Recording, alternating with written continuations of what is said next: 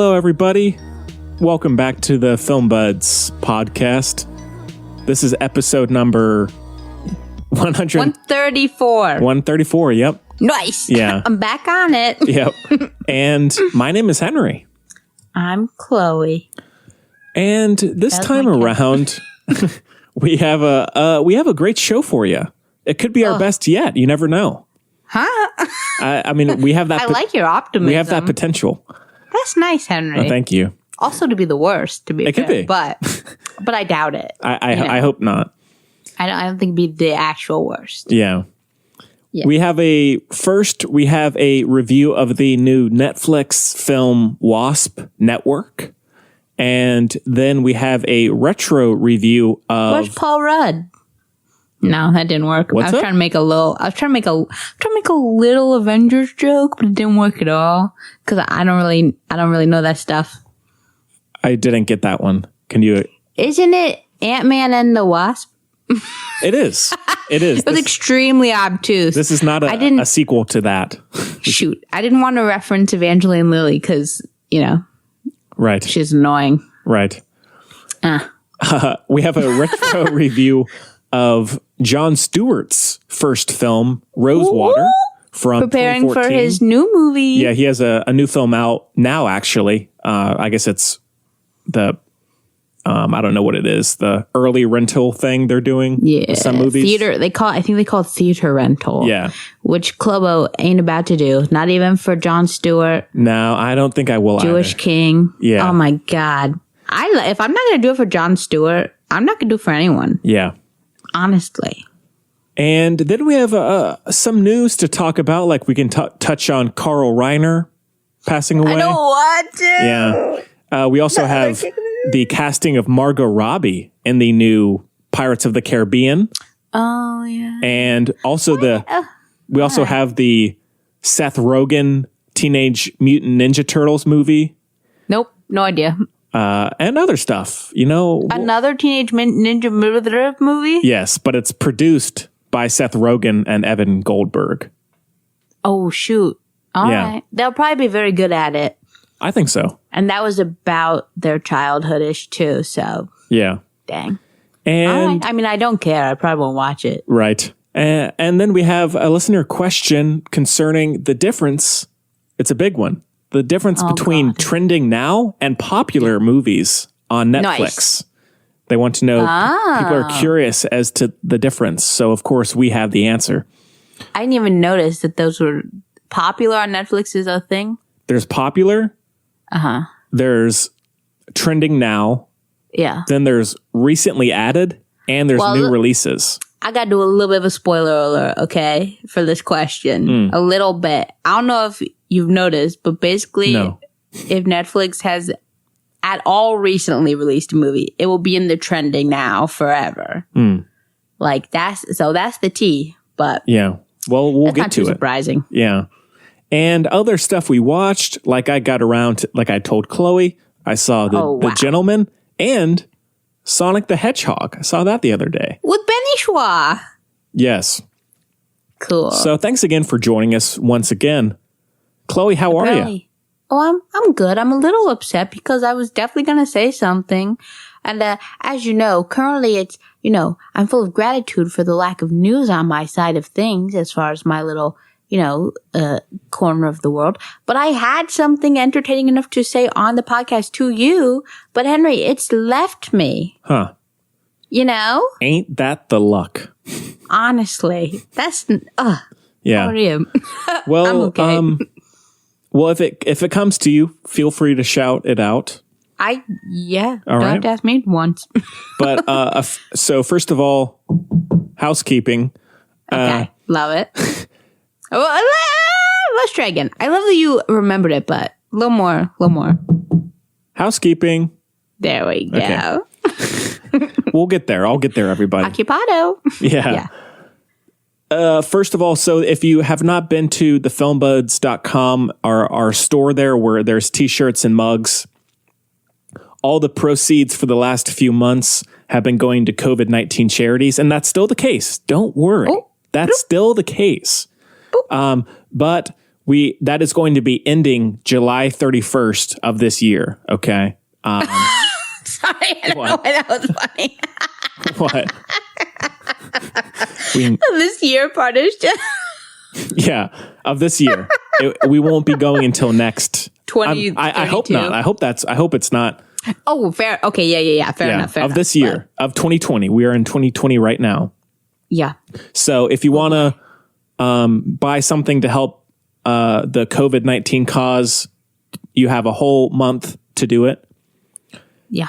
And thank you to the people who have bought stuff already. That's very kind of you. Henry, I'll have to be getting one, Henry. Me too. Yeah, you too? I'll have to be getting one because, Henry, I got one for my mom as a present because she really, really wanted one. And then she, the first day she wore it, she spilt all over it. Oh, so no. Gonna be grabbing another one. But don't worry, we won't, we're not going to throw away people. She'll just use it as like a smock or something. Don't fret. Okay, I won't. It goes smock, it goes shirt, smock, rag. And this is a very known system with my family because my mom there's a major spillage going on a lot of the time. That should be a t-shirt. Major spillage? That's a good band name. No, the other one before that. Oh, t-shirt. Spock. Smock, rag. I totally forgot for a second as well. So There you go. But that's just me. That's not the system. Don't blame look, you can blame the system for everything else. But that was just me. Mm-hmm. And so, July 31st, and I'll do some reminders, but just to be aware. And if you have not joined our Patreon page, go to patreon.com/thefilmbuds. And HPU. The Patreon up. Yeah, the donations just go to help support the weekly show. So we'd appreciate it if you would do that if you are a listener, which if you're listening, you are by definition. Maybe. Well, technically. Hey, I don't know. People could identify as not listening. A non-listener. Yeah, exactly. Like I identify as a listener, even though I don't listen to anything even I say. Yeah. And last thing for me, Chloe, you may have other stuff. I don't know.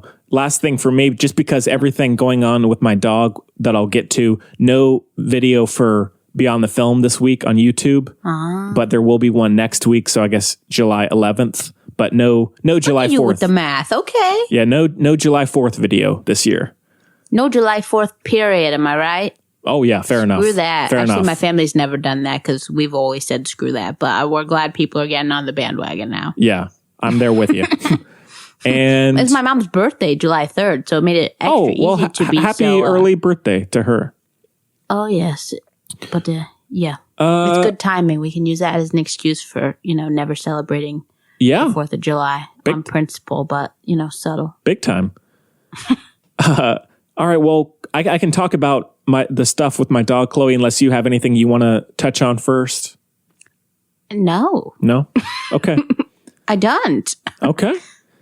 So if you caught last week's show, I had mentioned that my dog was getting an ultrasound because she had been losing a little bit of weight recently. And so we went and had an ultrasound, and we at first thought because of her liver levels. That's a tongue twister. Liver levels. Say that 5 times fast. Everybody. Oh, I'm actually, wait, this is too funny. What's My up? dad had me do that last night. He said it was like very, very much like that. And it was like 2 lengthy words. And he said 12 times, right? Wow. But this is a little thing, Henry. I am so freaking good at tongue twisters. Like you say it, I will do it and I will nail it. Okay. Watch me mess it up this time. Like I'm already salivating now because I'm nervous. But what was it?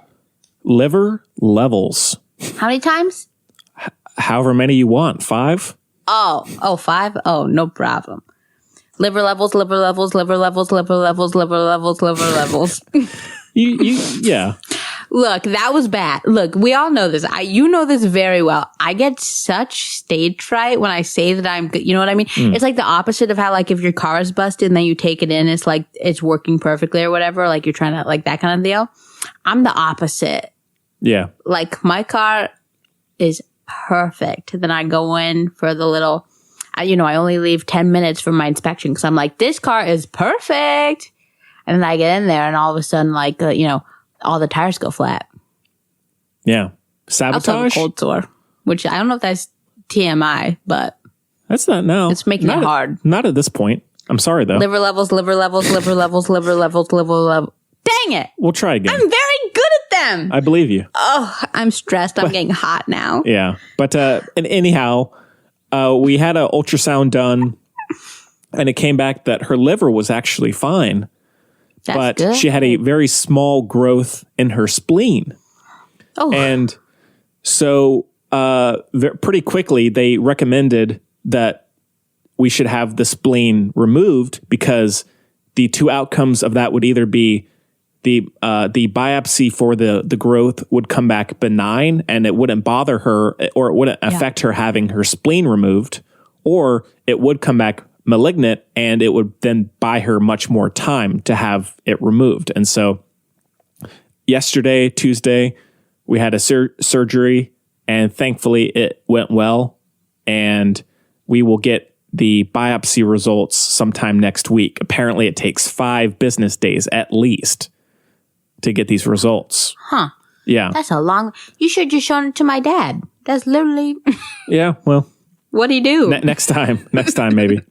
I mean, he doesn't literally... I doubt he's ever identified such things in an animal spleen, but... Actually, no, med school. So, yeah. Well, cool. Well, I'll know for next time. Irrelevant, but for next time. You know me. I love to be like that. It's like a very Jewy thing to be like, oh, my great-grandson's next-door neighbor's third cousin twice removed is Yeah. Can fix your tires. Right. But yeah, so thankfully the surgery went well. She's sleeping soundly and recovering so far, doing very well, which is very nice. But it's been quite a week, Chloe. Stressful. Yeah, I'm quite a week. Sure, Henri, and you have so much going on. Yeah, well, that's one step in the right direction. So happy about that. Yeah. And spleen. And I will. What's a spleen for? Seemingly nothing. Apparently. Oh, that's a bull-faced lie. I feel bad for neglecting the spleen because I'm very passionate about the appendix. So now this is a good lesson because my blinders I'm so focused on making sure people know the importance of the appendix that I don't even know what the spleen does, but I've been told. I'm pretty sure it's similar. It's like some probioticness. I don't know. Okay. But y'all, the appendix is important. Yeah. And to think it isn't is first world privilege. Yeah. Mm-hmm. So that's the truth. Yeah. I believe you. I'm very passionate about that. I know you are, Chloe. You're a passionate person. Well, that's true. Do you remember when when I had to go to the emergency room because they're like, your appendix is busted? And then it wasn't. You remember? No. Really? I don't think so. It was not that long ago. I was like, my tummy Chloe, hurts. we've talked a lot recently about my memory. That's true.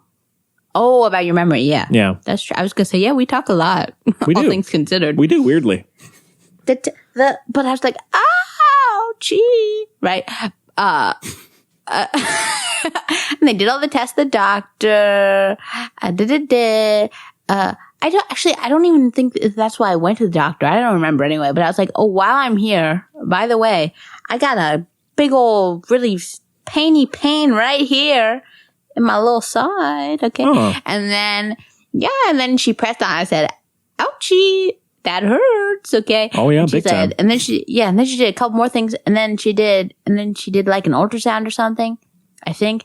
And then she said, okay, you gotta leave right now. Go to the emergency room. Bye. And I said, what the heck? And then, so we went, we were there for 90,000 hours because America is broken, in case y'all haven't been keeping up with the Kardashians on that one. Oh, yeah. Anyway, I got distracted by my hate, genuinely got distracted by thinking about how much I hate the Kardashians. I forgot what I was saying. Yeah, so we were there all day, really terrible, blah, blah, blah. Like literally 8 hours, but honestly way better than what a lot of other people are dealing with. And we went to different ones, but it doesn't matter. So anyway, it was also Christmas? It might have been Christmas. I think it was. That could do it. And we were like, we don't care, but it's so sad all these other people are wasting their whole... So anyway. So, anyway, I won't go into that lady's personal information. It was very odd. But anyway, so then, and the doctor was like, oh snap, your appendix is gonna, it's like a middle school science fair in here. It's about to explode any second. Like those volcanoes. That's what I meant by that. Right. And, blah, blah, blah. And they did another imaging and they were like, yup, that's our guy. And I said, all right. But because it's America sucks and everything, I then had to wait again for like an hour, right? And I was like, what's really weird is I feel a lot better all of a sudden. And I was like, so maybe it's like the relief of being here, whatever. And then they're like, all right, we're gonna, prep to, cause, if an appendix is gonna burst, you gotta get that sucker out of there, Oh, yeah. Yeah. And I was very upset because again, I have great passion for the appendix. So, I did not do this frivolously. And so I went and they were like, it looks fine now. Very weird. Yeah. Because that's not really a thing. So they were like, oh yeah, all good. And they were like, does it hurt? Like does it still hurt? And I was like, very weird. Indeed. And then naturally my dad was like, it was probably gas. And I said, it was not gas, Gary. I get it, okay, but I don't eat dairy or anything, okay. And it was very, but it went away. So God bless. That's good. Yeah. Oh, and you know why I was so mad? No. Because this was very soon, like a couple days after some milestone after my last knee surgery where I was like, yeah. And we were sitting there in the ER and I was like, I'm not trying to be ungrateful for life and everything because I really am, but I'm going to be so annoyed if I have to be bed rested again after it. Wow, that was so tangential, especially if you're the only one who doesn't remember me telling the story and everyone else listening's like, oh my God, girl, we've been here except it was better the first time because you actually remember what happened. Yeah. Huh. Well, now I know. Crazy, huh? Yeah. Henry, look. I was forced to, because my family lives in fear of me, sleepwalking and, I don't know, join the fire department or something. I don't really know what they're so scared of, but but something like that. But so they basically forced me to so basically the government has me now because now I got a matching whatever it's called. What's it called? Apple Watch. It's not iWatch. Apple Watch. I got matching Chloe, Apple I have Watch the white one too. Yeah, I know. Don't worry. I'm about to DIY this band right up because this ain't my style. Just white? No, thank you. So, but it looks great on you, Henry. Don't fret. Oh, well, thank you. But, yeah. So, what was I going to say about that? I don't know. Oh, yeah. So, it's called these settings, which now alert me whenever something's medically, weird with me. And I'm like, I do not need this extra stress in my day. 3 times a day, it's like, are you still alive? Because we're not sure. Right. Your heart is busted, bro. And I'm like, I know, watch. Thank you. Good night. Wow. Good night. Wow. Oh, yeah. Also, I have a problem with authority. So, as you know, I enjoy my stationary bike, whatever, or I take the walk up and down the hill. Oh, quite I take long walks up and down my hill because that's where we're at right now. What is the phrase for being conscientious during quarantine? I don't know. The virus is real. You can exercise in your driveway. Hopefully you have a driveway. If not, then I'm sorry. I was insensitive, but I just go up and down my hill because, quarantine and everything like that. And my watch does this thing with the 3 circles. I think everyone knows about those 3 circles, where it's you exercise this much and you move this much and you're standing, something like that. And I'm like, like I said, problem with I'm like, I know I am. I don't need your validation, your confirmation, okay? I know, I'm petty like that, but I'm like, yeah, watch, I'm doing it because I want to, not because you're telling me to. Yeah. Well, tell them, yeah. Watch and I don't have a very good relationship so far, but what can you do, Yeah, that's the way it goes, I guess. And then it's you're almost there for standing. I'm like, I done been here. I'm standing. What are you talking about? It's a little wonky. Dang, but whatever. But I got it on super sale, so I don't feel quite so bad. Nice. Well, from Best Buy, and they've been kind of good people. So yeah, still a little salty, but right. All right. Well, that would be my rap. No, I wouldn't even be a rapper. We all know that. My spoken word, my stage name for spoken word would be Salty Butt. That's not bad, actually. Yeah. With one T. Because then it's like, I'm salty, but everyone knows that it's really salty, but what you do is. Okay. Well, we'll let people, we'll let that one digest. Henri, ready? Please. 3 T's. What would be this? Salty, B-U-T-T-T. Because then it's totally up for interpretation. Oh, yeah. You'd leave them thinking. Yeah. Okay. Perfect. Cool. Well, with that said. Wow, I just talked a lot. It was basically to try to make up for the thing that I forgot that I actually wanted to say. You made it up. You made up well. Thank you. And it's great. It's great to see you, Chloe. Great to see you. You too, Henry. Miss you. Your mother made my family lasagna, and it was delicious. JK, I know. That'd be weird if wonderful. So thank you again. Yay. All right. Well, lasagna. You know what she always does? Like, she really likes making things for people. Like, it's like a thing that you can do to make people feel better easily, right? Or whatever. Just take a whatever. And every time she does that, the first thing she does when she brings it over, because usually, she'll bring it here and then we'll go somewhere because I don't cook. So I ask her to do my goodwill for me. But she's always like, here, feel this. And she always makes me feel how heavy the things she's made are. It took some strength. Dense. Yeah. Yeah. She loves, Yes, but it was wonderful. So thank you again. All right. Well, let's jump in, shall we? That's how she got her shirt dirty, actually. Huh. Making the lasagna. No joke. Well, I'm sorry. I was a victim in the... In the cooking. Oh, okay. All right. Well, let's get into our first review, which is Wasp Network, currently on Netflix. And we do have a clip, Chloe, I think. Do we? Trending. Do we have a clip? We don't have a clip because it's in Spanish. No, some of it's in English. None of the clips online. Okay, well, don't worry, Henry. I'll translate the scene. Everybody, it's... Get ready. It's your favorite moment. Okay, I got it, because I didn't understand this at all. Oh, you look like a movie star. Oh, I am a movie star. Here. Do you like it here? Oh, I like it. Here, yes. Do you want to get married? Okay, that's literally. Yeah, well, that's a great synopsis. Was that good?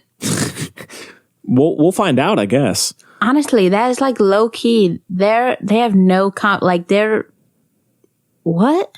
Yeah. Oh, what'd she say? Something stupid like, do you know how? No, what'd she say? Oh, yeah. She said something dumb about like, do you know how handsome you are, or something like that. Huh. But like, do you know what I'm talking about? No. Perfect. I forget. The line is way dumber than that, though. It's not that. I was like, excuse me, huh? Yeah. Oh, I think she said, do you know you're handsome like a movie star? That is what it was. That is what it was. And I was like, wait, is he actually a movie star or not? Like, is he actually an actor? Like, I still don't know. I think he is. Okay. I think, yeah. But the synopsis, it's directed by Olivier Assayas, and it stars Penelope Cruz, Edgar Ramirez, Gail Garcia Bernal, Ana de Armas, Wagner Mora. That's about it. No, a lot of the people are famous, but just not here. Oh, yeah?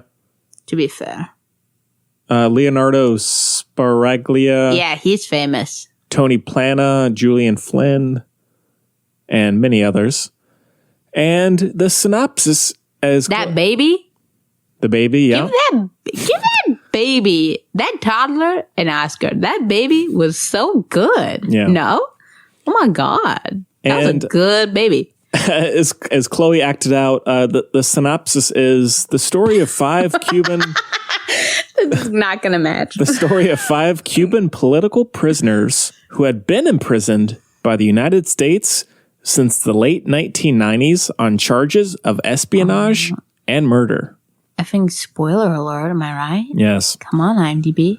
If I wanted people to watch this movie, I'd be pissed right now. Yeah. Spoiler alert. Well, this one just recently premiered. I think it had a... I saw it's a 2019 movie, but it just got a... It did Toronto. Okay. And I think Venice. Okay. But it just got put on to Netflix in the last week or two.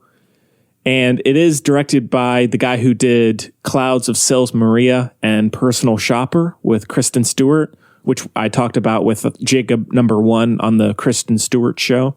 All right. And I've talked about because I had that dream about it. Yes. You don't remember? But I'm not going to go over it because I know for a fact I've talked about that. Okay, I believe you. Well, Chloe, you... Was she in Clouds of... Which one? Who? Was Kristen Stewart in both? She was. Yeah. Yeah. Juliette Binoche? Uh-huh. And... Was Chloe Grace Moretz? No, she wasn't. She was in Sils Maria, yeah. She was, okay. Mm-hmm. Wow, I know a lot and the guy from Beast and Emma.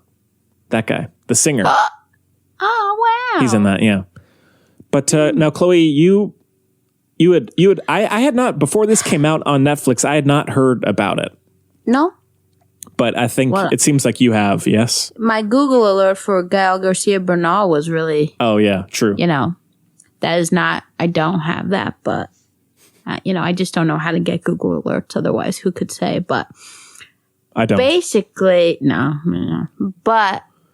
yes, I did know about it. Again, one of my releases is, which could also be called a compulsion, I suppose, depending on how if you're a glass half full, empty kind of person. But I love to watch trailers. Yes, you do. Just like trailer, yeah.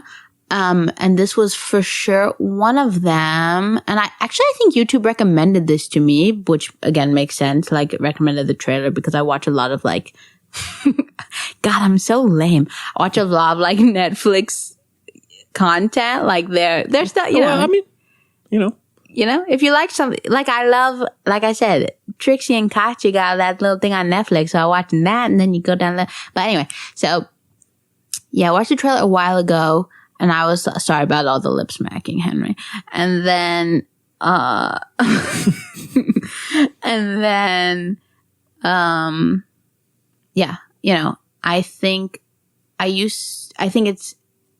I was looking forward to the story being told because I was like, this is such a dynamic story. Could be very interesting. Okay. Maybe we'll get a little bit of Guantanamo tea. Who knows? All right. All the things. And then, and of course, as we all know, I love Gael Garcia Bernal. He is a little ball of, socially, politically active joy, which is just amazing. He's great. Yeah. I love him. I love his teeth. That sounds weird, but what can I say? He's got good teeth. I love... A good voice as well. Oh my, come on. Well, everything about him is so cute, right? But yeah, his teeth are super funky and I love it.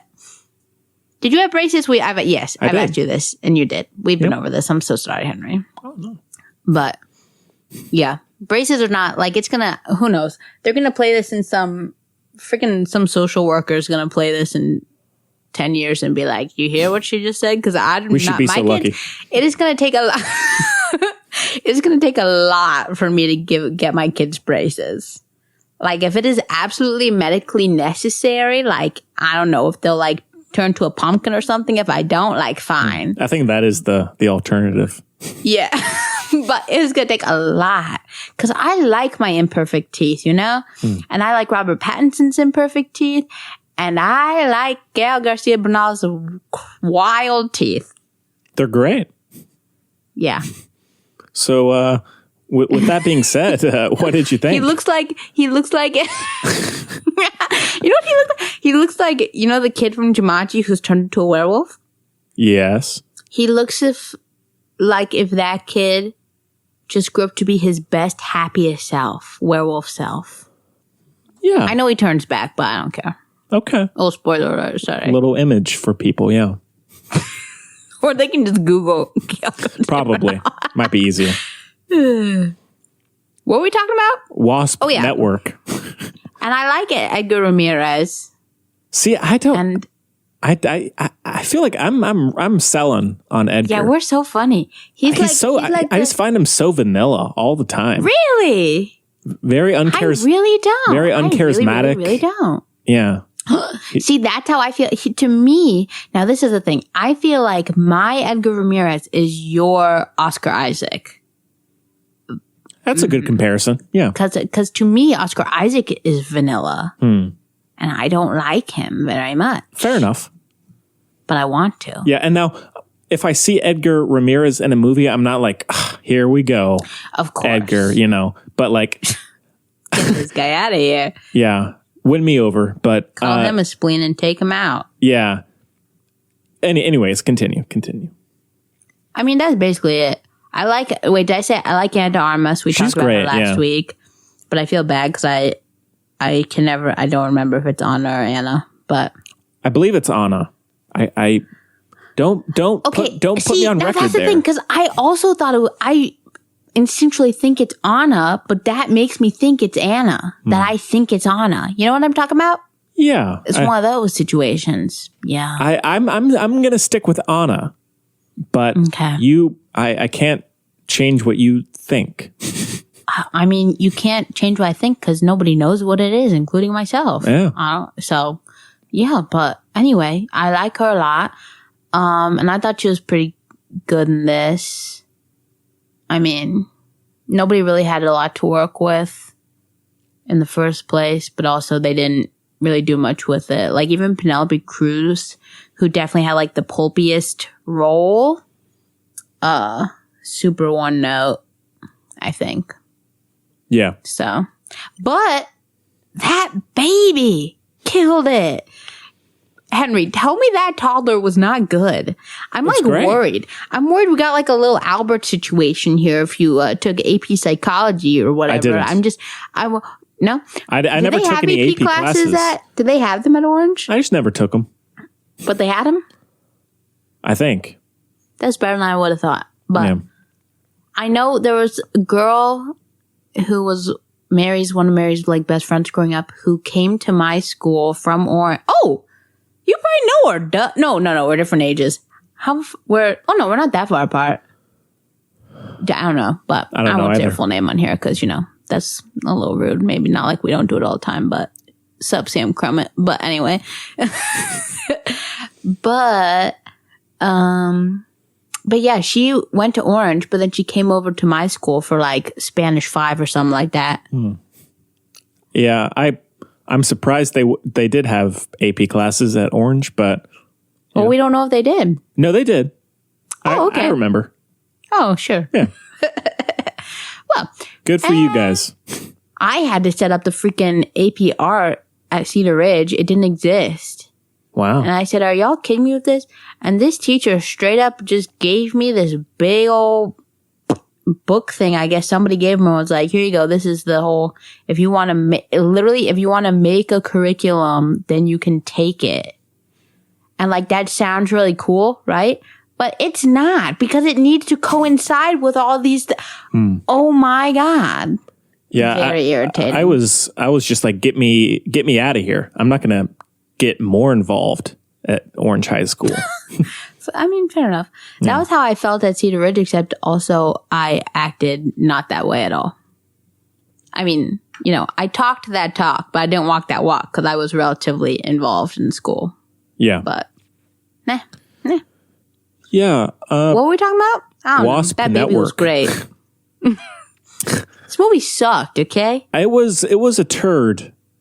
Yeah. For me. It was so... I thought it was... I know, I didn't say... So I thought... You've seen the other two movies and I haven't. I was big fans of Sils Maria and personal shopper. So I didn't know that he had this new film coming out. And so I was interested going in. It does seem like a weird departure for him. Yeah. But yeah, I thought it was especially, he's French, right? He is. Yeah. What the heck are you doing talking about? I don't know. You don't know what you're talking about with this. Yeah, I don't know. But yeah, I thought it was an absolute mess. I thought it spent so much time in this. How long was the first act, first of all? First act was long. It was lengthy. My God. But what a slog. I thought it's indulged in these romance relationships that I could not care less about and had no impact on the outcome of the story. Zero. I felt like it was, compared to the other films, they are very French in that they're just very calm and quiet, but the stories are so simple that you aren't really having to think about too many things as it's going along. But in this, there are so many plot lines. He was clearly trying to not be like, that is the thing. It wasn't like he was fitting, which could have been cool, I guess, if well executed, but like that story, that true story narrative into the French style, or what I imagine is kind of like off to the side a little bit, like a Luca Guadagnino kind of thing, like kind of style that he's, again, I haven't seen those movies, but that's the vibe. But like, he was clearly trying to be like, what's that movie with American Made? Yeah. Yeah.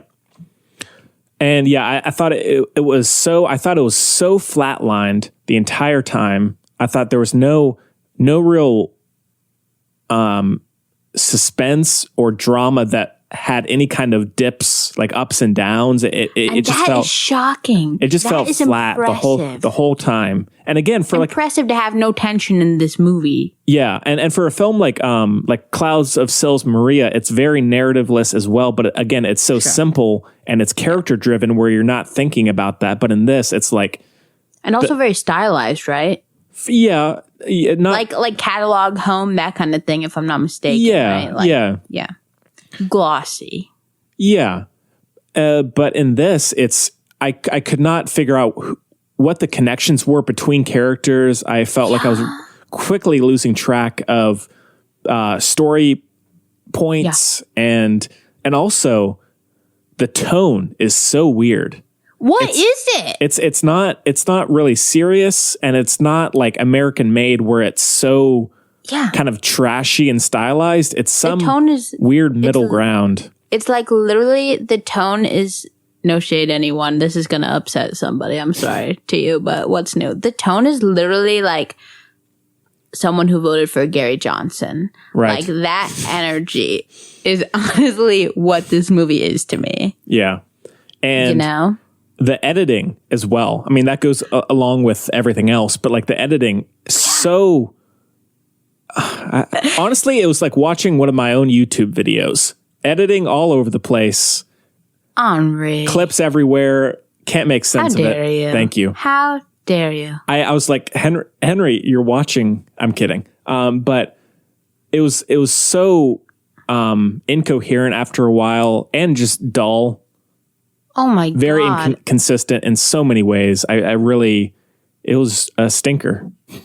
I mean, can I go down a list really quickly? Please. Is that cool? Okay. And I did that. I liked all the performances. I thought Edgar Ramirez was pretty boring.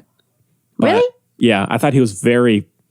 I thought he was honestly, he was the one who was most interesting to me. But who knows? Maybe that's because you come in with him and go out with him. But I thought he was.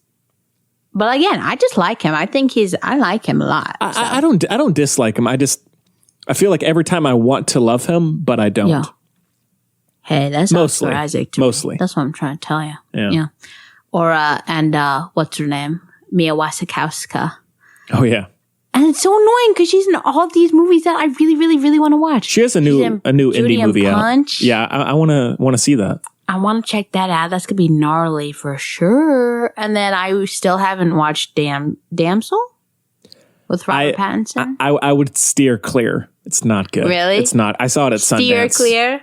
Yes. Because it's cowboy. That was very obtuse, but thank you. But no, I saw that at Sundance. Very underwhelming. You saw it at Sundance? Mm-hmm. Shoot. Yeah. How's the Pats man? He's. I mean, they're both good in it. It's just that the direction, especially, is pretty weak. That sucks. Yeah. Have you seen what's that movie with Baby Leo and Sharon Stone? With the cowboy movie with that? We should give that a rewatch. I bet it does not age well though. That is my guess, but we'll find out. Do you remember the whole thing about Sharon Stone and the jewel heist? Oh yeah, that was crazy. Yeah.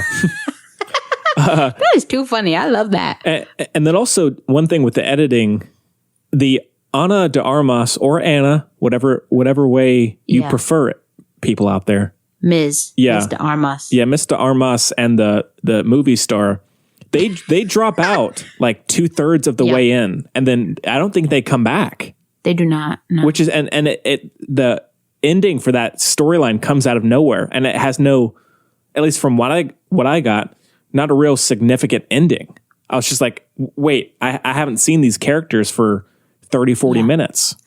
And that's the thing. There's like so much wrong with this. I don't know where to start. Like, frankly, I think we are talking about more the superficial problematic elements. But to me, this is rooted in, like I've said, like good stuff creates good stuff. Like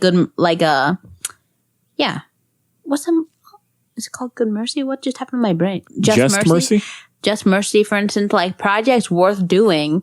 It kind of, again, it just it just shows, right?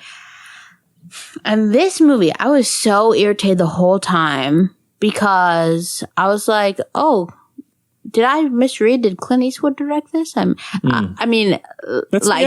not wrong. And truly, not trying to be like, when I said like he should stick with his own, saying he was French and to stick with it, I'm not trying to be all, xenophobic or whatever, but it's such a disservice to the history of Cuba and the relationship with America, but more so just Cuban history, that it is like shockingly upsetting.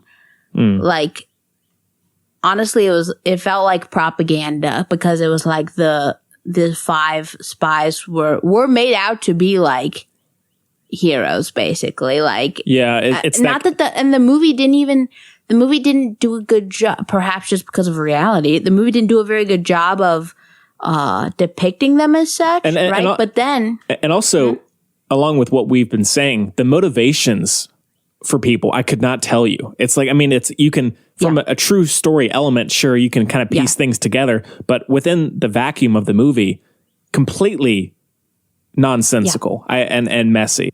And again, that's what I'm saying. Like, if it was done wrong, because again, there just was not care put into it. Like, okay, perhaps we have disagreement. I don't know. Everyone is entitled to their opinion, is what I say now. But like, don't try to Castro's bad man. Like, they're bad people. And the thing that was so annoying, and like I was saying, they didn't even do a good job at it just feels like he didn't even bother to actually look into, like, I feel like if you asked him about Cuba, he wouldn't be able to tell you very much. Like, that's the vibe I get. I feel like he just picked this book up, like, at the airport and was like, oh, okay, gonna make a movie now. Like, there's just no self-aware or like awareness at all. And I was like, how the heck is a Cuban person and a Venezuelan person in this movie? I do not respect that, to be honest with you. And I'm obviously, who am I? Like, land of the home of the free or something like that. You got some rockets, red flare, glare or something. I don't know. What? Oh my God. I remember I transferred to Hillsborough schools in 5th grade, right, Henry? Right. And we had to sing yeah, you were there. Had to sing like 3 songs of like American songs every morning. And I was like, get me out of this hell, please. Well, at Hillsborough Elementary, we did the Pledge of Allegiance, but we did the Pledge of Allegiance and like another like the one with the rockets, red. I don't know the words, but anyway, right? So we had to do those 2, and I was like, how did I end up in this fiery hell? Like, we did not do that at Chapel Hill schools, as makes sense. If you're not from this area, I'm sorry if this is all insideness, but you can picture it. Like, Chapel Hill is like college town, land of the recyclable, made from recyclable materials. And then I had moved out to Hillsborough, and I said, what the heck? So, like, but yeah, I got so much anxiety. As we know, I was very mad for having to.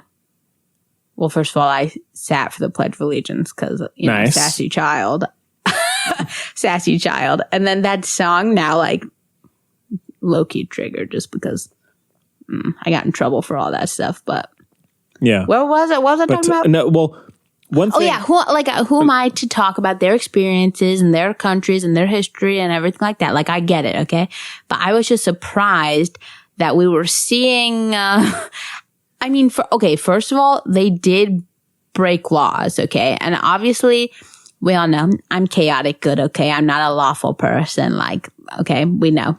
But it's not like, you know, we're going to talk about Rosewater in a minute, okay? There's a clear difference. Like, there's just a clear difference. Yeah. And like I said, there wasn't a much harder soul or anything in the movie, or at least it didn't come across, which is the writing and everything. So like you're saying, you couldn't tell people's motivations, but they were really trying to force the idea that they were just straight up heroes. Like at the end when they were like petition to get out of jail and out of jail on the slow, like those, you know, the pictures of the real people and stuff, but like the music didn't fit like an American made. It was like, you know, the end pictures, like the music was like it just kind of fit, but it was a lot more self-aware. Yeah, I agree. And, it takes on that Hollywood trope, that very tired trope of like, I think it's even maybe one of the taglines where they say heroes or traitors ? Yes. Okay. And which of course I never buy into, Chloe. You know, that's just not my deal. That is not my deal either, Henry. Look, we can tell, okay? We know this should not be a question. The problem in this country is the whole like devil's advocate. No, shut up. That's like if you had a movie about the Gestapo and put it on that poster, heroes or traitors, which honestly I wouldn't be surprised, but like, that's probably gonna happen. Or like ICE. Like that kind of thing. Like, no! Yeah, but it's that's not a question here. Yeah. And the whole thing of like saving lives, guess what? It's called domino effect. You're also killing a crap ton of people, okay? Yeah. So don't give me that. And for a movie like this, I'm fine with the movie being character driven, but it's almost entirely plot driven to where it's not commenting on the effect on the characters nor the world itself and the impact of what they're doing. It's purely on like getting one plot point to another. And that's kind of the thing. Like, I'm truly not saying that a movie should have to have my, you know, it shouldn't have to, like Just Mercy, whatever, right? Like that movie happens to take the true events and project into the world what I care about as what should be cared about, right? I'm not saying like that's absolutely what should have to happen, but you need to, if you're going to, like, I feel like this movie is like devil's advocate at best, right? Yeah. It's like, then you need to actually give the full picture. Like they're saying, it was just crazy to me the way that this movie was. Like you're talking about character driven or plot driven, whatever, but the literal, like, how small can a road be to drive down? Like, that's the plot here. You can't see anything around you at all. Like, it's literally point A to B, but you don't see anything else at all. Yeah. No street signs. Nothing, Henry. That is not safe. Yeah, and not to keep comparing it to American Made, but like with the American Made, not only does it feel very over the top. And I didn't even like that movie. You do or don't? I didn't even like it, but I appreciate that it was more tonally. Yeah, and I don't love it either. But it presents a character who you immediately see he's not the best guy. He's taking this money to do this pretty terrible things for the most part, very deceitful things. And it's almost Scorsese in that way, where it's like presenting a bad character, but it's like it's over the top. Also, it's for obvious means. Like, he obviously wants to be rich. Yeah. Like, this is a lot more nuanced, but none of it is addressed. Exactly. Yeah. Yeah. It was. And my tushy, if everyone in Cuba was mad at him for being a quote unquote traitor. My tushy. Yeah. Okay? We didn't even get a look at Cuba. All right? Oh, my word. Yeah. I was pretty underwhelmed. Also, like you were saying, it really, the writing was also bad because, I was so confused. And I was like, am I just really like out of it today? Like, we know I have control issues and everything, right? I was like, I do not like not understanding things. Okay. This was like the concept of Gravity as a movie, but I was like, what? Except worse, because also it was just like perpetuated things that are against my values, but because it ignores fact. But sure. I was with you. I was like, am I missing something here? Like, I'm not following what these people are talking about, or why we are in the story, or why we're there in the story at that moment. Like, I don't get what's come before it, nor do I get where we're building up especially to. like the wedding and stuff. Yes. Like, cut it. Like, what? Does nothing.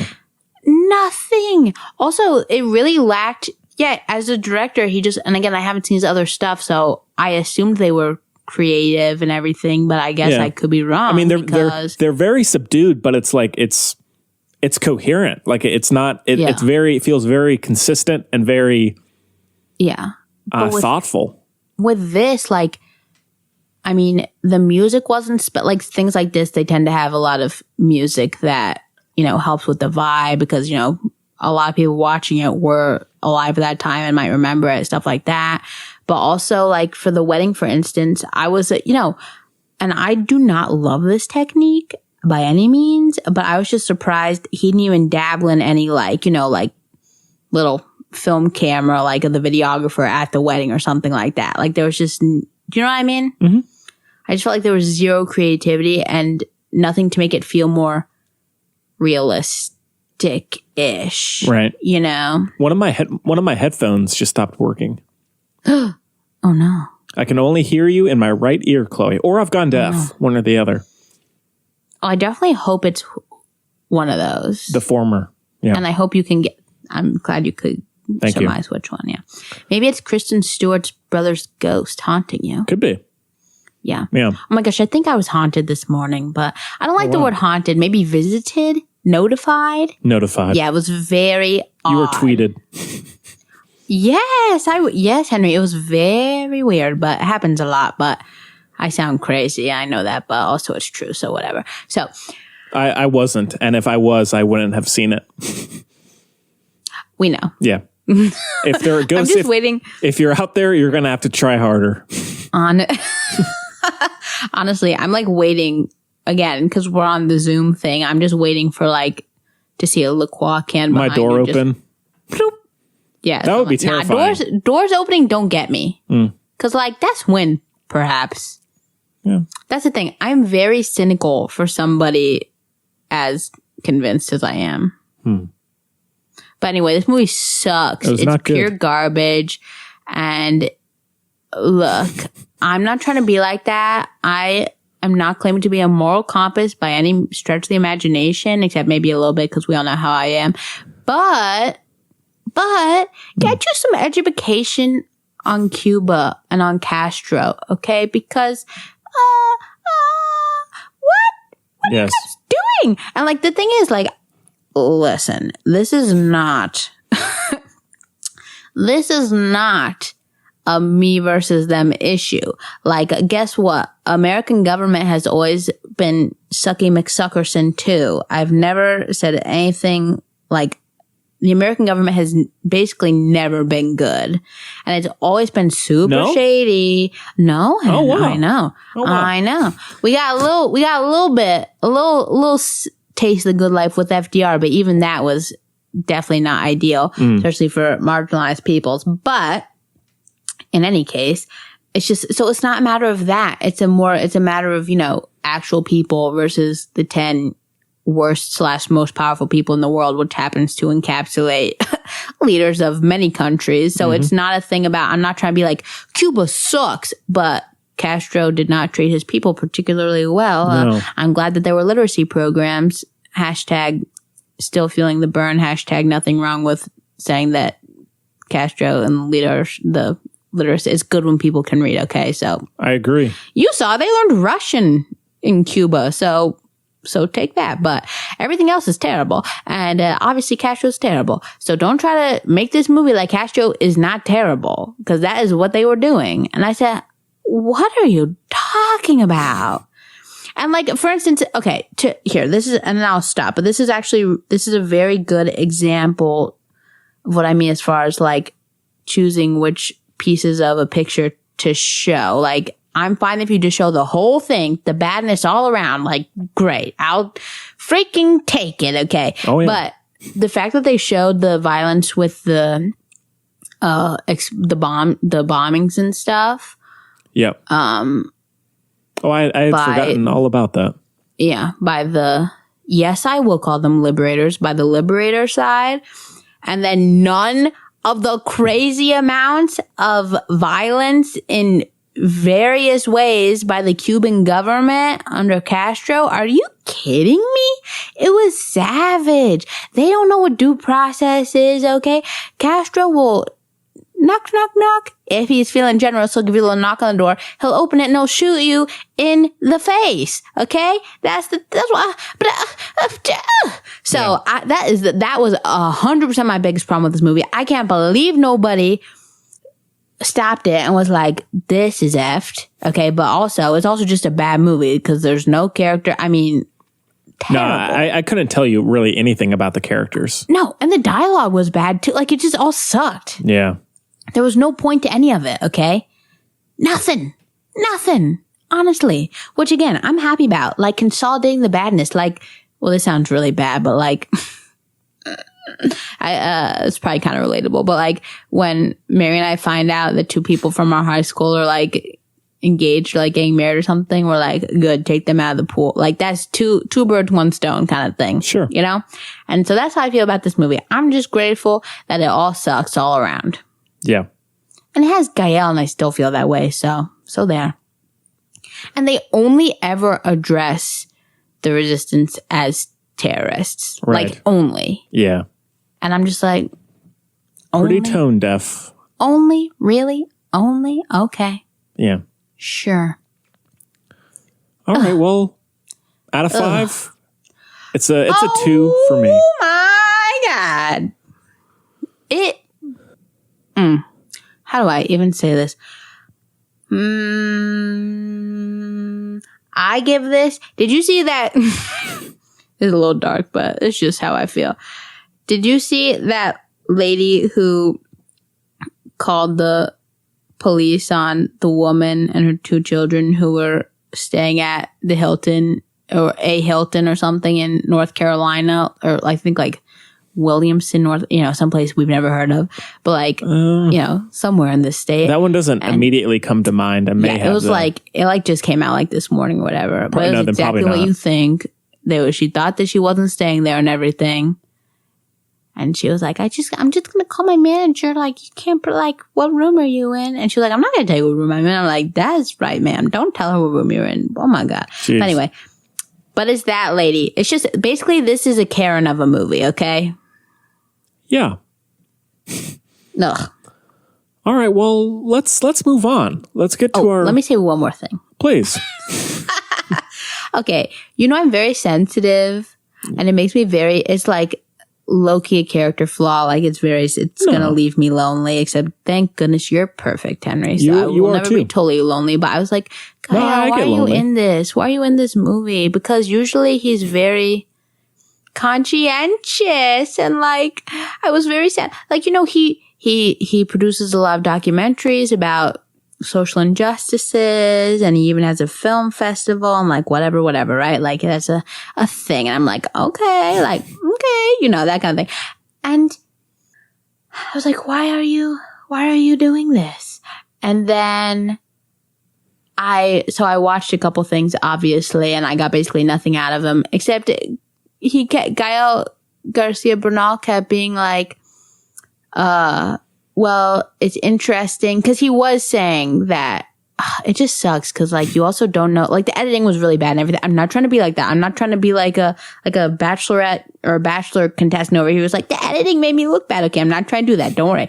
But like, maybe it was a little better on paper. I don't know. And obviously he isn't actually in that much of it. Like, I don't know, but still, but anyway. But basically he was saying that, you know, it was a complicated situation, blah, blah, blah, which is true. But what fascinated him was that, like, they were charged for murder and stuff and, like, all the spies and espionage. And he just thought, he was like, and it's just interesting, like, they're viewed like that, even though basically they were just, like, passing notes kind of thing, like that. Like, they didn't do what you typically think of, like, spies doing and stuff. And I was like, okay, interesting. Makes you think, but maybe if we present that a lot better, then sure. Yeah. All right. Well, let's move on. And I'm not saying that blowing up hotels is ever a good strategy. Okay. I'm just saying maybe a rock and a hard place if we don't take care of just read any Martin Luther King Jr. quote. Okay. If you don't take care of a people, then they're going to try to find a way to take care of themselves. Okay. If you don't listen, they're going to make sure they're heard. If you're still not listening, they'll get louder. Okay. Oh yeah. Okay, well, let's get to our movie star guy was just the worst. Yeah. Literally the worst. Yeah. Oh, also, last thing, I promise. I don't know about living, but like I'm pretty sure she said living, so I don't know the deal with all these people. But I'm pretty sure she said she was the only living main character in the movie was, the person, what was her name? Margarita.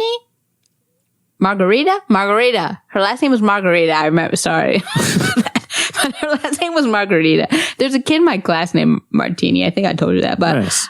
Margarita, played by Ana de Armas, and she was very upset with the portrayal in the movie. She was like, I'm not surprised. Literally, she's kind of amazing. She was like, yeah, I'm not surprised they chose to take that route and portray the situation like that. Guess what? I had no idea he was leaving. And, sorry, stupid watch. Look, it just told me to stand up. Shut up, watch. Stand. It said almost there. Be quiet. So anyway, but I stand up a lot, okay? Oh. Anyway, but I appreciate watches trying to look out for me. But I'm Gucci, okay? So anyway, but she was like, yeah, I'm not surprised.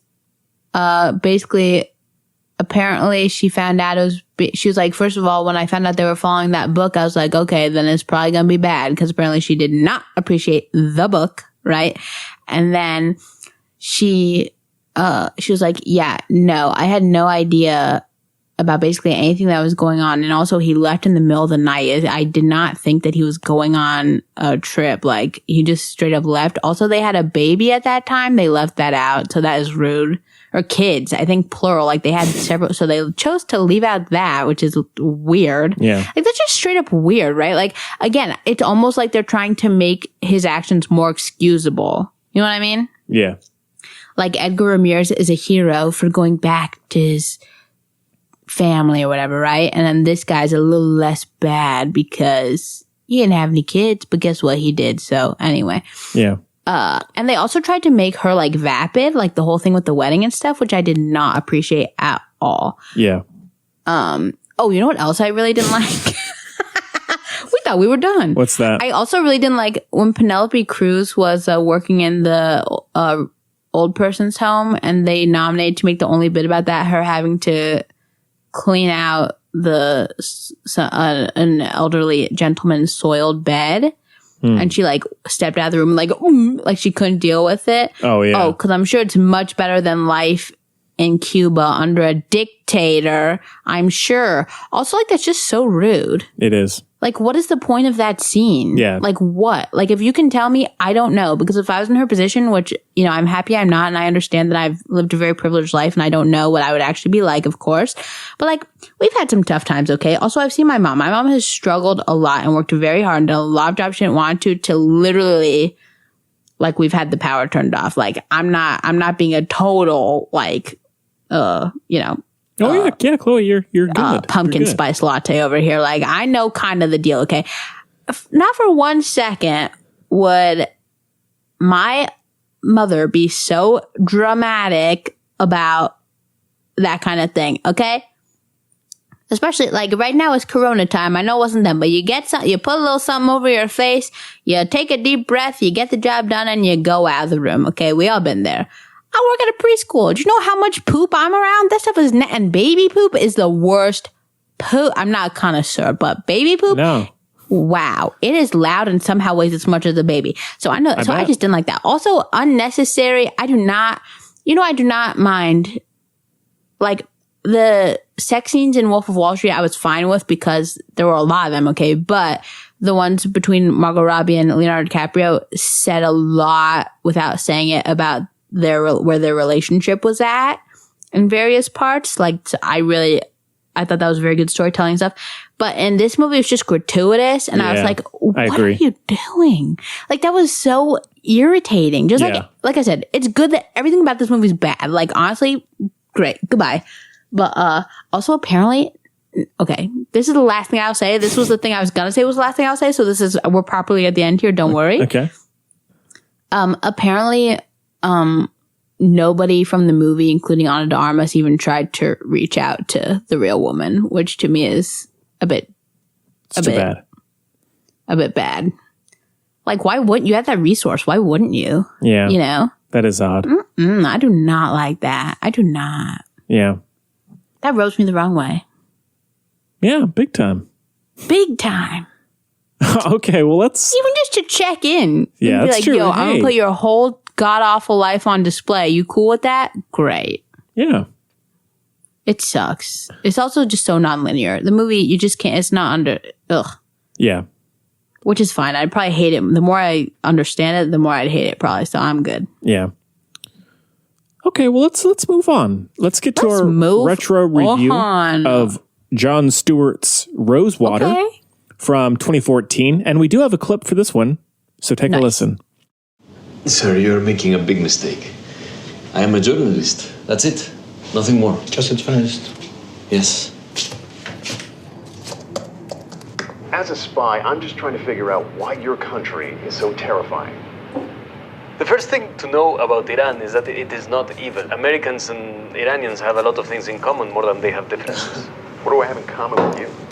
So can you tell me why just journalists meet up with this American spy on the eve of the unrest? He's not a spy. He's not a spy? No, it's a show. It's a show? A comedy show. It's stupid. It's very stupid, yes. He's a comedian pretending to be a spy. So can you tell me why American pretended to be a spy had chosen to interview you? And why would a real spy have a TV show? All right. Okay, well, as we said, Rosewater came out in 2014 and is written and directed by Jon Stewart.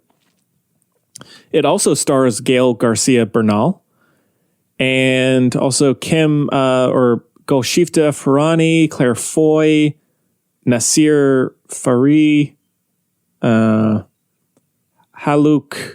Bilginger. The guy from Killing Eve, who you've probably said. I'm pretty sure that's him, but, you know, obviously I don't do any research for this, so. Me neither.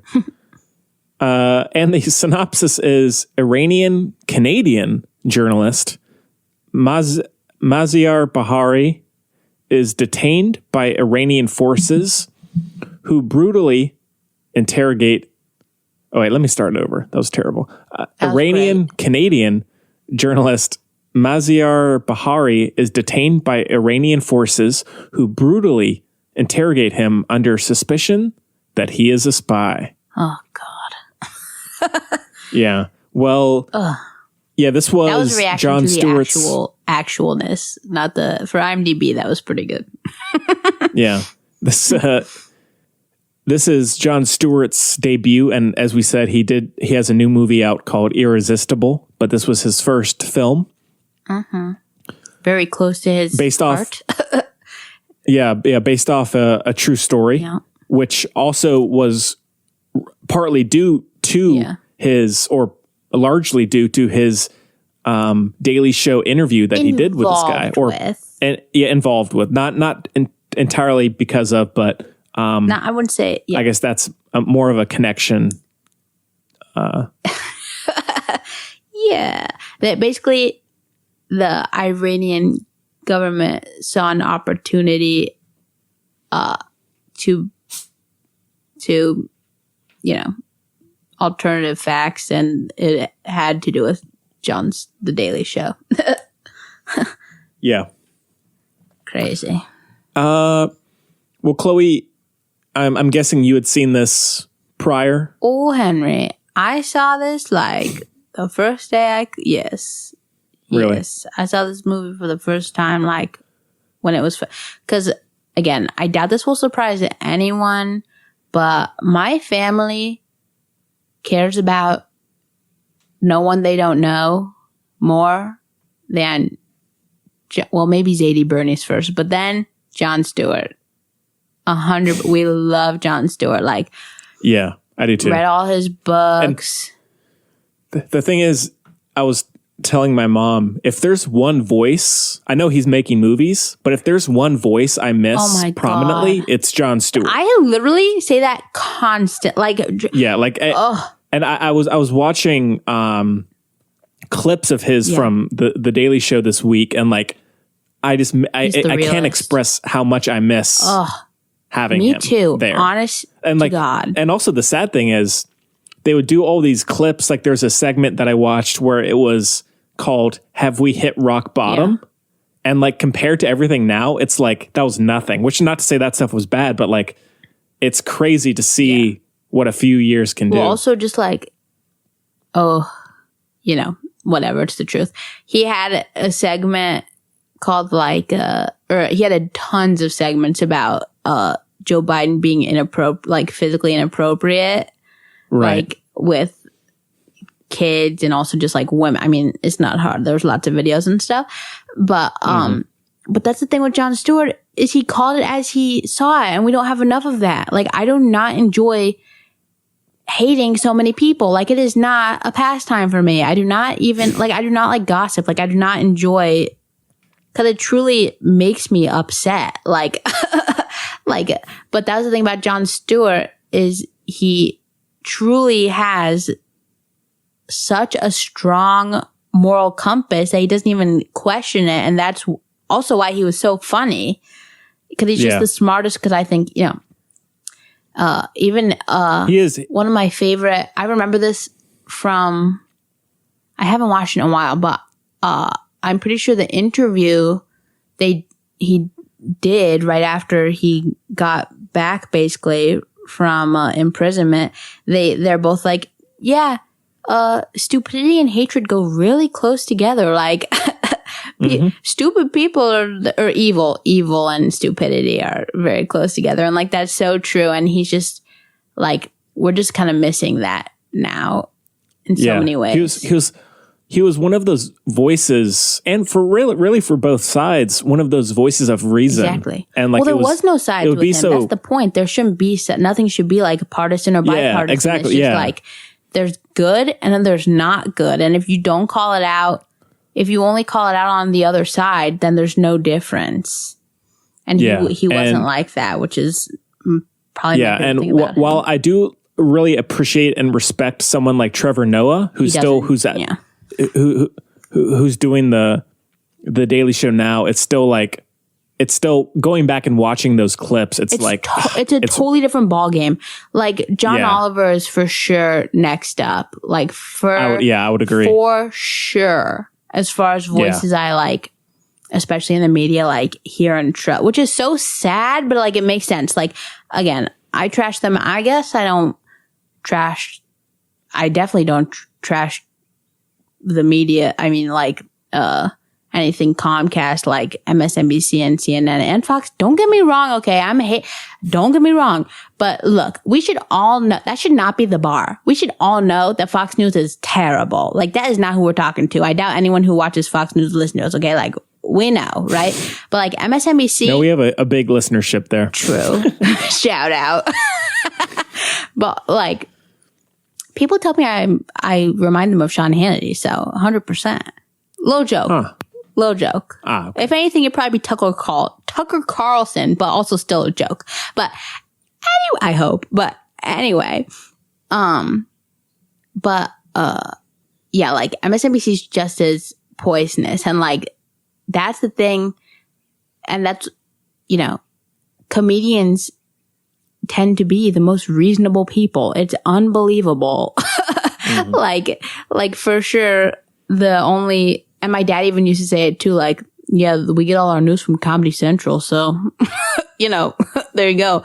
But yeah, Trevor Noah for sure. It's like so sad because I think, as you remember, talking about my deep love for comedians, especially of the British variety, that's just, you know, my like place where I've always found comfort and stuff, because it's like mine, just being real and everything.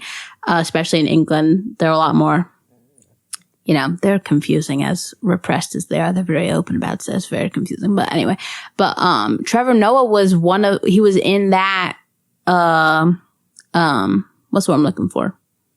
In that, circle for the word I can't think of. Like, he was on a bunch of, like, Would I Lie to You? Like, he was on all the panel shows and stuff. And I was like, Trevor Noah is the new, like, it's the Daily Show, right? And I was like, yes. But yes, it's true. He has disappointed me greatly. It's very unfortunate. And he's not the worst. Like, Hassan Minhaj is definitely way more my deal than Trevor Noah.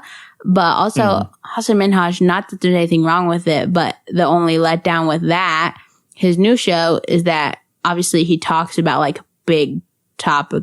Like, they're very important, but they're basically like, that's the cool history teacher we want, is Hassan Minhaj's show, as opposed to Trevor Noah's, like, the news, right? So it definitely doesn't work as a, you know what they say, that's like, don't use Hassan Minhaj's show as a meal replacement for Trevor Noah.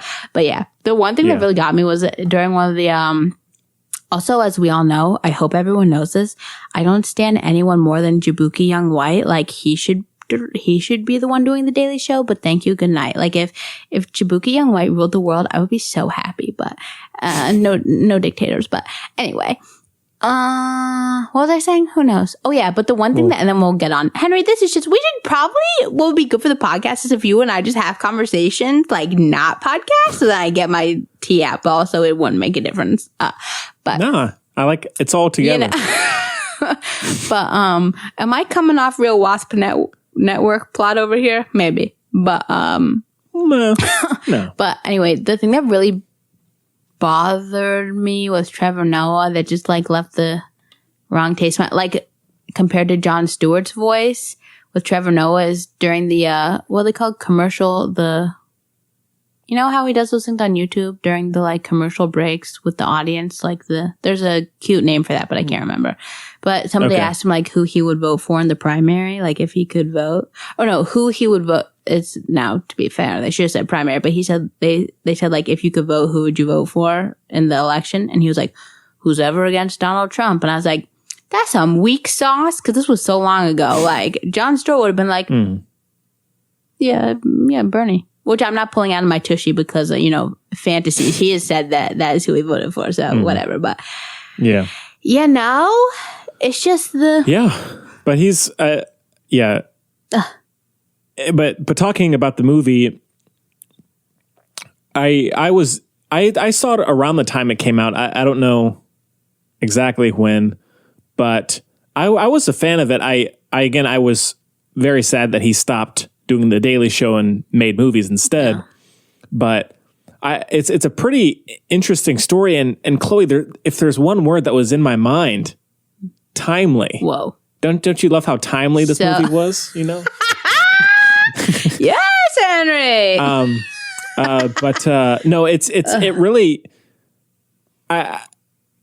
in so many ways, it really speaks to so many ongoing issues, and it's a very... May I say? Please. It speaks to how well done it is and was. Like, it's always been... Like, I remember watching it for the first time when I wasn't little, but, like, I was quite little, I guess. Especially compared to just where I'm at now, you know? And it, like... You're older. I am older, you know? I've even died. That's how old I am. I've died and that's crazy. Back, so I've really lived some lives here, but... like, it's always affected me deeply kind of thing, you know what I mean? You're just kind of... in awe or something like that. It just, you know, it put you in that place. But this time I straight up had which might be why I'm so manic right now. Straight up it like put me in a panic attack when I was watching it. Like really, really, and I'm still probably in it just because it's so, God. Like as we've discussed, the word timely is obnoxious because these things are going on all around you. It's just if you're not paying attention, then they're not there. Like if you have that privilege. But watching this, it was just like, oh God, it was like the reminder that I did not need that like America, like where we live can, like a lot of the world is way worse and it's not anyway, it reminded us of why it's so important to stand and fight and dedicate our time and energy to what we believe in and the goodness of the world, because the alternative is extremely real and happening, and you can't help anyone else if you don't help yourself. So basically, let's just make the whole world peace. Call me Miss America, please. Miss Universe, whichever one says world peace. All of them, I don't know. Miss Congeniality. Call me Sandra Bullock. Can you imagine me in one of those? I would watch that show. But if I infiltrate, because I'm very good at like, you'd be like Sacha Baron Cohen. Exactly. Recently. I genuinely could infiltrate very well. I can be, I bet. When I feel like putting energy into it, I can 100%. Yeah. That'd be something. Yeah. That would be. That'd be a good show. That'd be a good Netflix original. I don't know. I don't know either. You have time to think on it. But that's sad. No, and talking about Gail I can wiggle Garcia, my eyes for everyone. Yeah, that's a pretty good talent. I haven't seen. Yeah, my eyebrows. Many people haven't seen that. I could love that. Yeah, do the worm with my eyebrows. It's pretty good, actually. Oh yeah, I saw it. The story is. I liked it when it first came out, but as you said, it did have a bigger impact on rewatch, and Gael Garcia Bernal, and even his performance in Wasp Network, he's just very subdued and natural, which I like. You know, he's not showy, and he has a very earnest way about him, which I really like, and I think he carries the movie very well. And I think the other performances are quite good, but it's very easy for a film, as we've talked about before, for a film dealing mostly with confinement to be really boring. Yeah. Like it's very easy for that to be executed poorly. But for the most part, I think John... Or like so over the top, like obnoxiously over the top. Like, yeah. Yeah. But for the most part, I think Jon Stewart tells the story very well, and I think we talk about a lot, it's just presenting discussion, like it's and presenting important ideas, and it's not a in your face didactic story. It's presenting this very important, very real story, and you take a lot from it. Yeah. And without, as we love Chloe, without doing very much, in terms of style. Not to say that the film doesn't have style, but it's not injecting false. Exactly. 'Cause it doesn't need to, Yeah. When you have enough conviction, you don't need to stand on anything else. Like, that's the thing. The source material is obviously very, like, if you or anyone else hasn't read the book, I do urge you to do so. I haven't. You have? I haven't. You should. It's incredible. Oh, if I can find it, I'll give it to you, but I might give it to somebody else. That's the thing.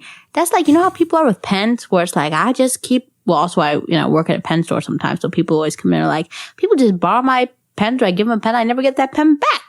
And people go to weird lengths to get their pens back, honestly. They've told me some stories, but yeah. Yeah, I just give them away like candy. Like gum. Sorry. That was cruel of me. Yeah. I apologize, Henry. Why was that cruel? Because the story about the gum, when you gave her gum. Oh, yeah. In exchange for her affection. But that didn't register. Okay. Henry, I think the clock hand just fell behind you. What was I saying? I was literally in the middle of a sentence. I'm so sorry. Now, in terms of the direction, a few nitpicks. I do find watch it parts of the story before he gets imprisoned. No, that's my favorite part. No. I mean, I'm not saying I'm not hating on it. I do find at times the direction itself to be a bit wooden. Like I don't know if like some of the editing feels a bit stiff, which at times hurts the pacing. I think a little bit. I thought it matched really well with the. Like it wasn't shaky cam, because I'm over that, but it felt, I feel like it felt very handheld. Yeah, I would agree. And also I didn't really like the hashtag graphics. I didn't really like that all that much, where it's like doing the hashtag I ran, hashtag this, hashtag that.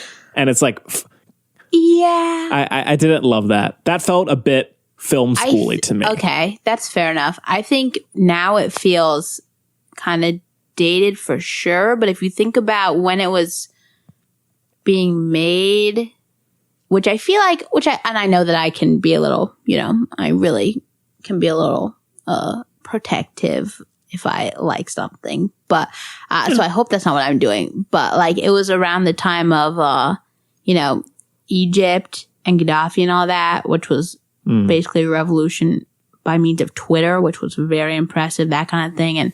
And like we were saying, the movie isn't over the top in any way, but like, again, like I talked about for way too long, probably at nauseum, like Penelope Cruz, he like, Jon Stewart like knows where he stands.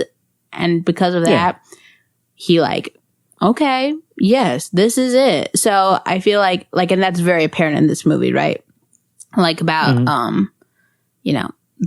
the election and stuff like that. But the reason I bring it up is I feel like he isn't doing this. He didn't do this film by any means in an objective way, and not just because it had to do with his life, right? Like in a minor way, but it definitely had to do with his life, right? But he was doing it so how do I say this? Basically, I feel like the hashtag thing, as kind of silly as it looked, I feel like this movie in a lot of ways kind of like I feel like that was a little like textbook moment. Like I feel like he was like, hey guys, this is a very useful tool, which was something that I kept me from getting an asthma attack during watching it with my.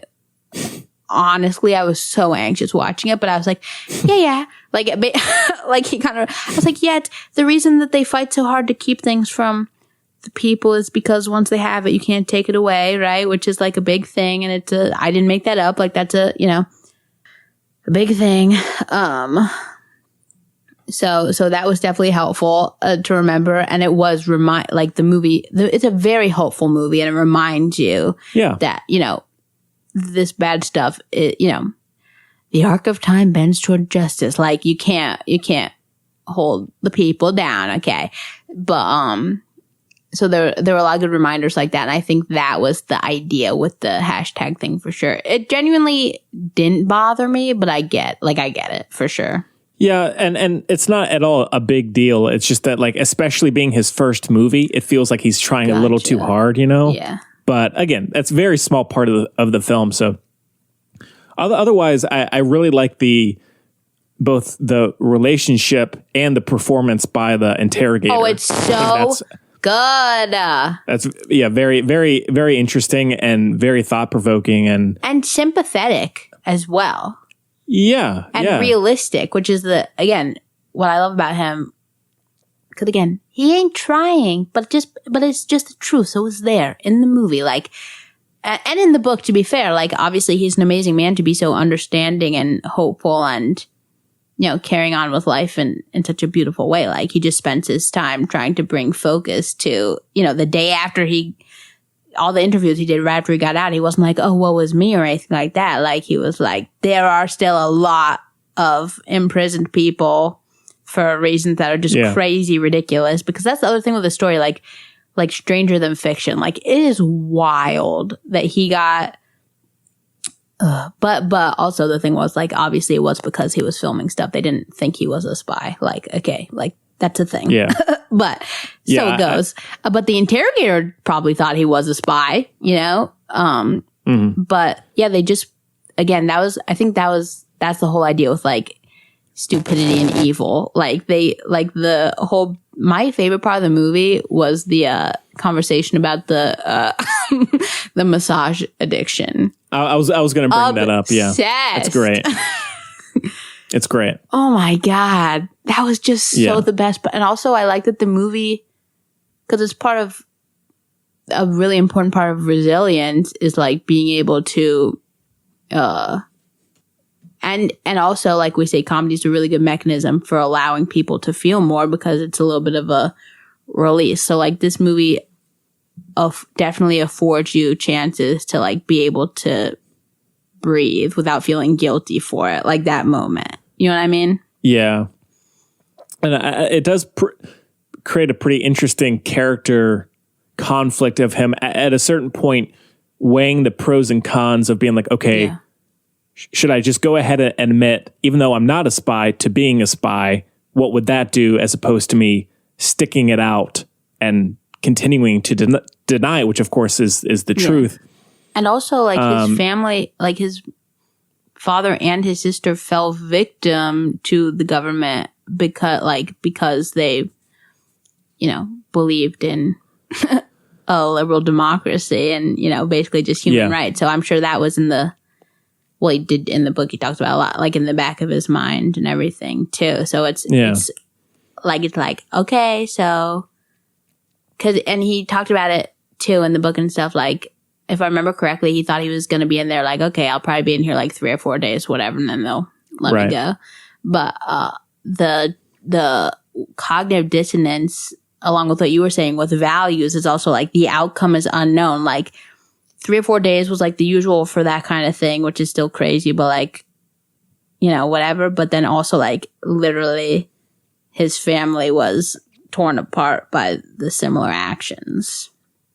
Yeah. And for values that he obviously does hold, like he just, goes. Yeah. And also one interesting thing is, I guess I don't know what to call it, but the interpretation of a different world where the interrogator is asking him, where's Anton Chekhov? Oh, and he's like, gosh. Why is he an interest of yours on Facebook? Like it's little things, like little nuggets, if you will. It wasn't even that. He was like, who's Chekhov? And he was like, you mean Anton Chekhov, the playwright? And he was like, oh yeah. Who's that? And he's like, playwright. And he was like, well, then why are you whatever? Which again, I think goes to,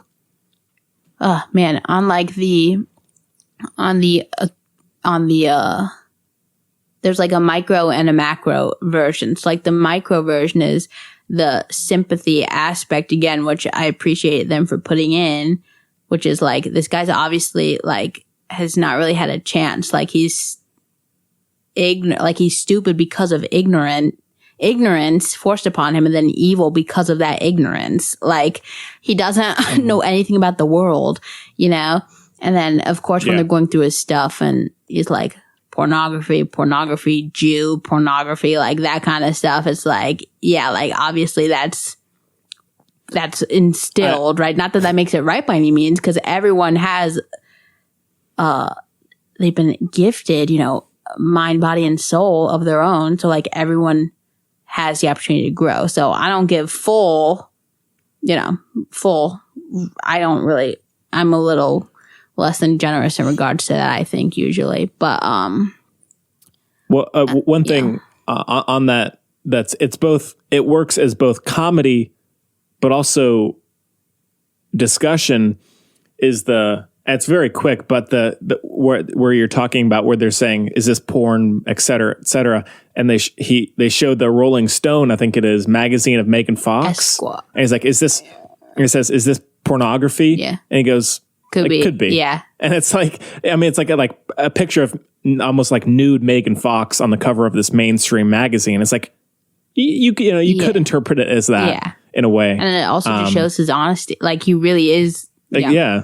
But, it's a lot. But then so that's like the micro version of the interrogators, the micro version of the importance of media and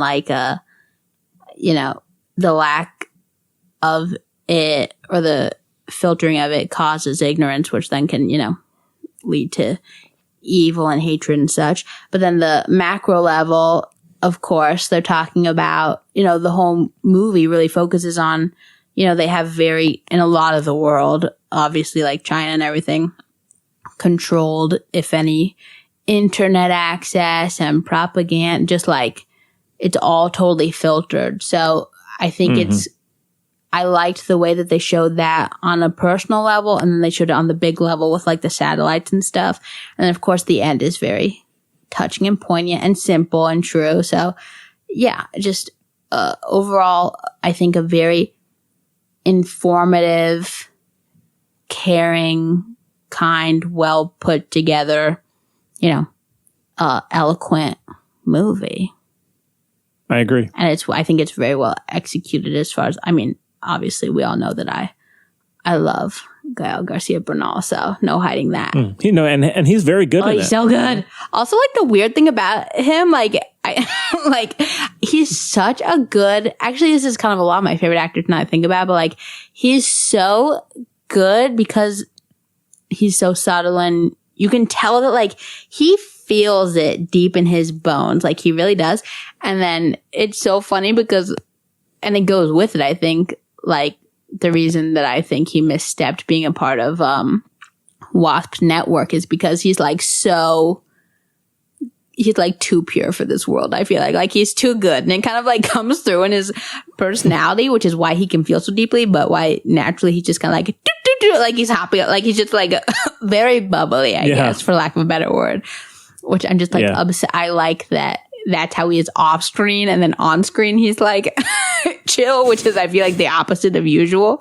I'm like, love it. And although she's not in the movie that much, I really like Golshifteh Farahani, who's in Patterson. So good. I really, really like her. I actually just rewatched Patterson last night, and she's so good in it. She's amazing. And she's a really great actress. Feels it. The whole movie is just like fire in the belly. Everybody in the movie, I feel like. Man, and I love the, I don't know if depiction or artistic license or whatever the best way to put it, but like the father relationship is beautiful, and there's a lot of the ideas or imagery of what I personally really like, because it's like what I find hopeful is like the generational, like I talk about a lot, like gets better step by step generate, and he leaves the writing on the wall, like, that kind of thing. It's just beauteous. I also like it because it's realistic. Like sometimes, like things do be sucking. Like no ifs, ands, or buts. But it's true. But if you got love in your life, then that's beautiful. And if you stand for something, those are like the two things, So, so good. I just think it's so well put together. Okay. I love him. Yeah. I love Jon Stewart. Yeah. And it's crazy. It's just like crazy. To be a lot less eloquent. Just the whole deal is wild. Yeah. Oh my God. What the heck? So weird. A spy? All right. You're tripping. But again, they didn't really think that, but just wild. Wild. I'm happy he got out. God. Yeah, me too. Oh. All right. Well, out of 5, I'll go 4.5. Wow. Okay. Okay. So I give it. Have you ever had it where like like my sister used to like dry flowers a lot, like in books? You know what I mean? Like, you know what I mean? Mm-hmm. Yeah. And so I gave it like when you see one of those, when you open it, like, because again, she used to like do it in books a lot. So like you open a book and like, oh, there's the flower, right? And you were like, weren't expecting it because she just like left them in books. So I guess she forgot about them because, you know, that's how she be. So just left them there. And then for like a second, you have that like olfactory thing where you can like smell what the flower smells like under, you know, in its former state. You know, like you remember, like, cause if you see like if it was like a rose, this happened a lot in my childhood, then you could for a second, like, you got the smell the rose was recalled, the fragrance. Yeah. Yeah. Nice. I like it. Oh, Rosewater. Shoot. Well. All right. Well, let's get on with it. Yes, please. Touch. But can I say it's a beautiful film, and I think everybody should watch it. But maybe not right now. If I remind you of you, first of all, wowza, you must be going. Wow. I'm sorry a little bit, but also maybe don't quite right now. Hold on. Okay, like his little BFF, who was basically going for the Iranian Bernie, and obviously he was gonna win, and then he didn't. And I said, this is just too close to home for me right now. Yeah. Don't at me. Look at the exit polls versus the results. They are wild. Especially like the UN's guidelines say that our election, the primary election, has been totally fraudulent. But guess what? The freaking country has to file what? Oh my God, that's some dumb. That is some dumb. Chloe, it's all that mail-in voting. Oh, you know? Dear Lord. Okay, well, yeah, let's touch on some news. Let's touch it. So we can touch on the passing of Carl so sad. Reiner. Yeah, a legendary actor and comedian. You know, I love the Dick Van Dyke Show with all my heart and soul. He's great. Oh yeah, it's great. But yeah, he passed away at 98. So sweet. Such a sweet man. I remember him from the Oceans movies, the Oceans trilogy, the Parks. Was he in those? Oh yeah, Parks and Rec. He had a little, hilarious role. So he will be missed. He's a comedy legend, man. Also, sending my love to Mel Brooks today. Today's probably hard for you, my guy. And I love Mel Brooks. Dang. Yeah. And then moving on, we also, as we talked about, the Margot Robbie is now attached I love that. to Margot Robbie. Wow, look at you being a little local news reporter over here. Yeah. She has been officially cast in the upcoming female-led Pirates of the Caribbean. Is she like the new Jack Sparrow? A little bit. And her hair's going to be amazing. It is going to be scripted by the Birds of Prey screenwriter. Yeah, that's going to be cool. Yeah.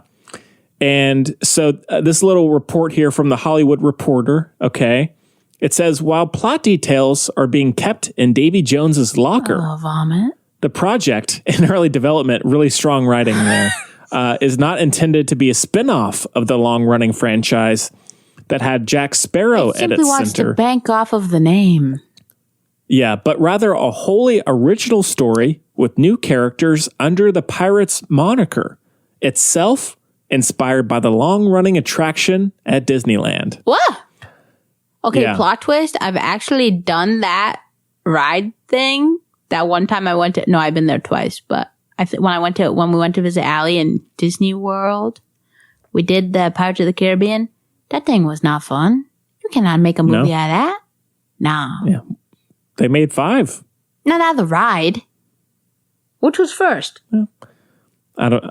Oh, the movies came later. After the ride?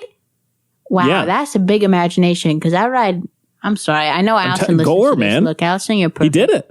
But Gore blew everybody's minds. That's shocking to me. Yeah.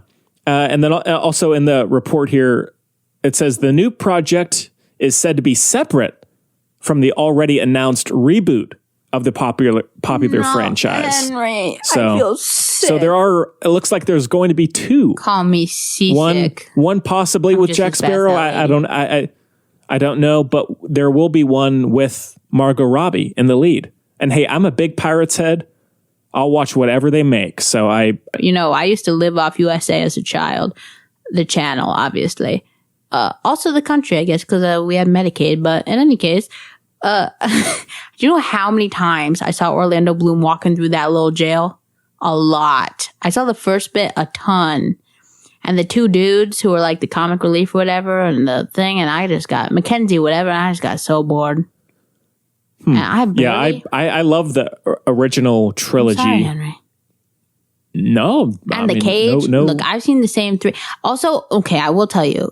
I remember it really rubbed me the wrong way when he was on the island and they were, again, I'm sorry. I know I'm obnoxious, okay? But God, if society fixes itself, then I won't be so annoying. But it really rubbed me the wrong way how they treated like the indigenous peoples or whatever, as it were. Obviously they're fictitious, but like the whole, like the tribal makeup bothered me. And then the whole like cannibal angle thing bothered me and the baskets. And I was like, this ain't for me, Cap. And I clicked away. Literally, because of Cap. I said, I'll come back when you start playing Monk or something like that, but. Right. You know? But yeah. So I'm sorry. Keep an eye out for that, because that's okay. And then lastly, there is a official reboot coming of Teenage Mutant Ninja Turtles. This is not going to be connected to the Michael Bay produced Megan Fox starring films. It's going to be done by Nickelodeon Animation, and it's going to be their first ever CG theatrical production. And it is going to be produced partly by Seth Rogen and Evan Goldberg, who have, of course, worked on a countless number of projects together. Like Sausage Party. This is the End, and many others. I'm almost down. I have zero. I'm going to see it. It'll take me. Well, I know you are. It'll take me 9 minutes to name all the. There are four of them, right? Donatello, Leonardo, Michelangelo.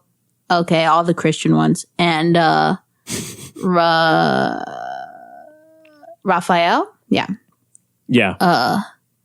Great. All the anti-Semitic painters. We love it. Actually, Leonardo DiCaprio. Yeah. God, I'm so cultured. Leonardo DiCaprio. That's right. No, we all love Leonardo da Vinci, so no shade over there. But people think he was narcoleptic. So, joke's on you. And had Asperger's. So he's a real the Strausses, if he turns out to be a Jew, the Strausses came right from him. Wow. That wouldn't surprise you, would it? No. But but I'm not. Can I say? No, you say. Oh, please. I was just going to say I'm not a massive turtle head. I have seen all the movies. Head. We can do better than that. Shell helmet. It's turtle head. That's not weird. Good. Is that something else? I hear turtle head. That's what I hear people saying. No, I don't like that. Oh well, yeah. But yeah, I have seen all the movies, but I never really was big into them as a kid. I only saw them funnily. Yeah, funnily. When I was older, I missed out when I was younger. That adds up to me. I feel like you were a real big Scooby-Doo kid. I'm sure we've talked about this, but I was. I was a big original Scooby-Doo and a big Gundam Wing. Oh, fan. what? Gundam Wing, the Japanese, like kind of Transformers style. Never heard of it, but word. It was great. Okay. It was awesome. Again, Cyber Chase over here, so that's and Time Warp Trio, so naturally.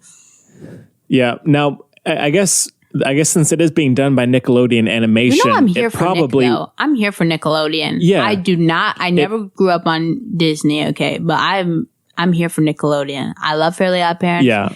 Jimmy Neutron, all that. Yeah.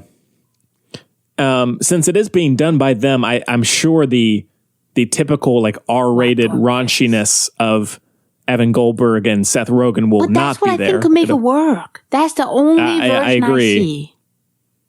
I agree. I like their they might R-rated. Nick and Knight.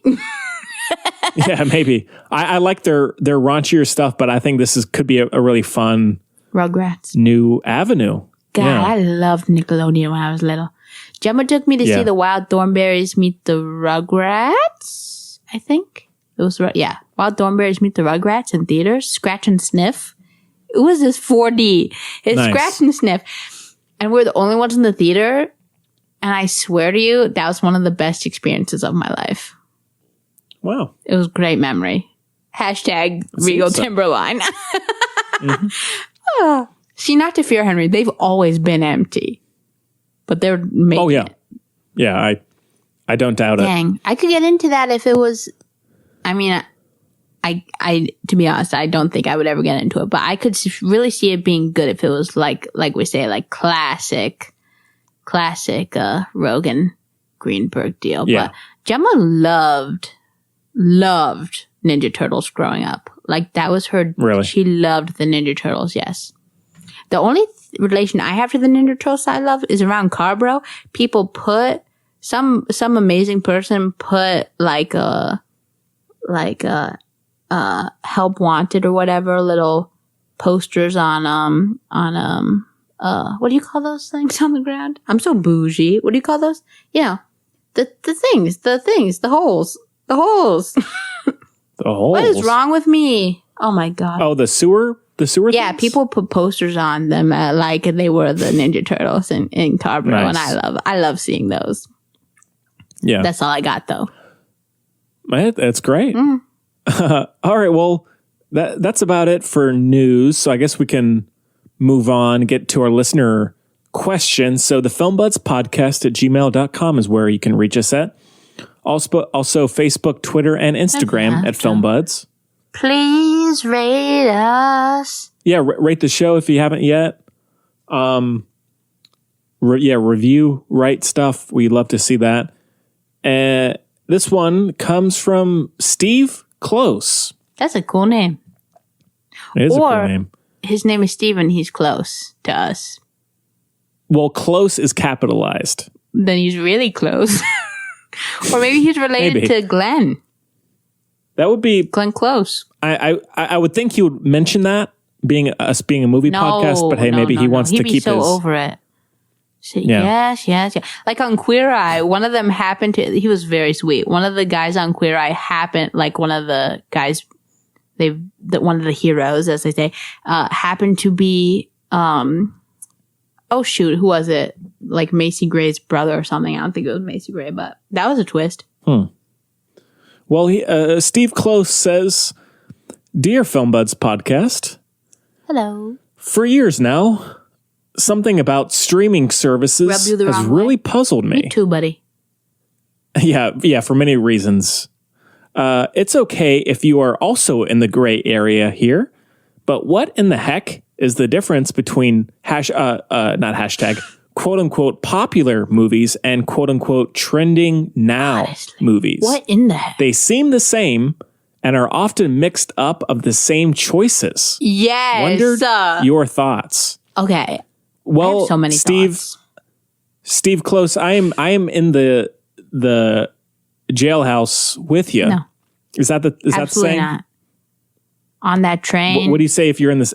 You're on the same boat and the same train. I like trains. Basically, so I'm on the same. Basically, transportation, certainly not something where transportation is impossible. So it's definitely not jail. Yeah. Yeah. You could be in the same jail cell together. But you're not moving anywhere. That's not a thing. I don't think you need to be moving. You do. You don't need to be mobile. Same train, same boat. Okay. Well, I'm in that vehicle with you. I see this. It really bugs me because we have, as we talked about at the very beginning, on Netflix in particular, we have trending now and popular categories, all of which have pretty much the same thing as you said, Steve Close. And then we also have the recently added and the new releases. Yeah. and the top 10. So, but new releases, there are often and they're not new. That's in the course thing. of the universe. It's like very new. It's like, okay, let's say we had Rosewater. Let's say Rosewater was they could put that in the new releases, but it's not a new release. So why not just put it in the recently added category, which Henry. You also have? That's the thing, Henry, because sometimes they're not even recently added. I have also been bothered by this, Steve Close. Yeah, very much. What are they doing? Who is doing this? Who's choosing? This is what I'm saying. I hate to. It's a disaster. That's a movie. Anyway. It's a disaster? Yeah. Anyway. Haven't seen it. What is it? It's telling me to stand up again. Oh my God. Oop, you're sitting. I mean, fair enough, but whatever. Anyway. What? Drives me crazy. That's a movie too. Anyway. That one is, yeah. I miss Blockbuster, dang.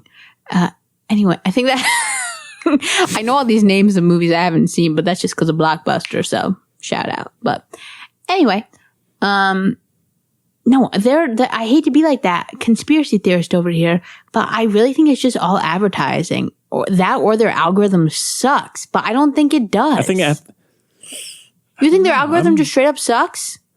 I'm betting on the algorithm. If the YouTube algorithm is still really bad, I could see Netflix being that. Is the YouTube algorithm bad? Oh, yeah. No, I'm being conspiracy theory over here again. With the YouTube algorithm is totally conspiracy theory. Like, they're just, no. Look, our situation is better than Iran. I'll give you that. But still. No, but in terms of what pops up and what doesn't. Yeah. I know. But it's wild. Yeah, the Netflix one's crazy. I mean, of course, happy Pride. Oh, no. Well, whatever. Every month is Pride Month on the Film Buds, okay? If I may, Henry. Yeah. You may. But I agree. Thank goodness the screwiness of Netflix, or the lack of proficiency, gave us the gay icon who is the Babadook. So you can't be that mad. That was funny. But it is extremely annoying. Steve, if I may anger you further, my biggest pet peeve, and I've said this before, is 100% when it recommends to you things that you have watched. You have not only watched them, you have thumbs upped them. You've watched it. Don't recommend it to me again, okay? This used to be my favorite thing, as I've said, about Hulu. Hulu just has a special place in my heart from its original days when it was like also the Criterion collection. Like we were ground floor Hulu. Not to brag, but like it used to be so good. And part of that was you could see everything. Like it showed you like $1 budget movies, $1 trillion budget movies, like everything. And I really found some of my favorite, like A Bag of Hammers. That's a great movie. No one's heard of that. Okay. In a Day. Great movie. No one's heard of that. Hulu, thank you. But also now you're making your original freaking teenage soap opera content. I'm like, can we not? Yeah, they're partnered up with Blumhouse, and they do like Blumhouse. What the heck? TV movies. What is going on? Oh, look, I love that word that everyone always says in shows with workplace, synergy. But enough. Yeah, it's Netflix. Get it together. That's all I can say. Yeah, I don't know what their deal is. Is Netflix the one with the funny summaries? I think so. Or they used to. Yeah, because that was a job, summary writer for Netflix. Yeah. They're fun. So those are funny, but I would rather have, like you say, Steve, some variety. Don't gaslight us like that. I agree. What are the two he specified? New release? There's trending now. Popular. And popular. My guess, if we're going to be serial about this, is that trending now would be like popular within the last week versus popular would just be, maybe it goes by thumbs ups. I don't know. Could be. Regardless. But I don't even care. Why do I care? Look, if something's in the top 10, I'm probably going to avoid it because it's those dumb shows like, The Floor is Lava? What the heck? I couldn't believe it. I said, guys, why would you watch this when you can it's literally the one thing, basically, hopefully I'm not being unthoughtful here, but like I feel like the vast majority of people can actually do that while staying quarantined. Like, just play, just play that game. I don't know why you're watching. I mean, I haven't seen it, but I'm assuming it's literally like a game show of that game. Yeah. It's like go watch the parkour episode of The Office, get inspired, and do your own floor is lava, okay? Your grand prize is, I don't know, getting to go to sleep or something. But like, that's a good prize. I just don't get it. I win every night. I'm proud of you, buddy. I wish I was less of a winner. Yeah, that's true. Yeah. That's a good point. You. But you're overachieving. That's right. But Henry, I have so much crazy stuff to tell you actually, but not really. Not really. Not in practice, just like if we're gonna get all like, we'll save it for later. Okay. Ask me to tell you how narcolepsy relates to the Torah next podcast. It's very interesting, actually. I can't wait. That's a little teaser for next week. Yes. But yeah, it's all stupid and like a dating shit. Like I'm surprised they haven't done like a Fear Factor dating show yet. Like I feel like that they will. But like all the like if it's in the and I hate that. Once Steve, look, buddy, I'm with you. The day I'm hoping and looking forward to is the day where the top 10 in the US shows are all shows that I want to watch. Or like 13th or something. Because that's apparently the go-to. Yeah. You watch 13th and you're cleansed of all sin. So that's great. Not you personally, Steve. I apologize if that was misconstrued as such. That's in the synopsis. Yeah. Yeah. Oh, God. Not that you shouldn't watch it, but, Yeah. All right. Well, thanks so much for the email. Steve, let us... Very kind. Steve, do me a favor. I would love if you gave us Steve's top 10 on Netflix. Okay. A little replacement. Yeah. Top 10 in Steve world. I hope it's all floors lava. What's going on in Steve world? But again, the Film Buds podcast at gmail.com is where he can reach us at. Yeah. HUU. And hit us up. Except it's actually HHU. Hit him up. As in you, Henry. Oh, or just hit Henry up. More specific. Whatever you want to do. It's fine. Whatever is, tomato. Tomato. What do you say? Tomato, potato is what I say usually. Tomato, potato, whatever works for you. All right, well, let's end off with our picks of the week. I have a little handful of things. Chloe, you want to go or shall I? I should probably go. I have a shallow slew, as in I have remembered some of the things I forgot last time, but I've also watched new things, some of which I'm sure I've forgotten as well. But the most interesting one, I would say, as it were, again, like pride and everything, but also like the right way to go about things. So yes, I did watch all of Love, Victor in like one span, basically, like a couple of days. Love, Victor is the Hulu produced spin-off.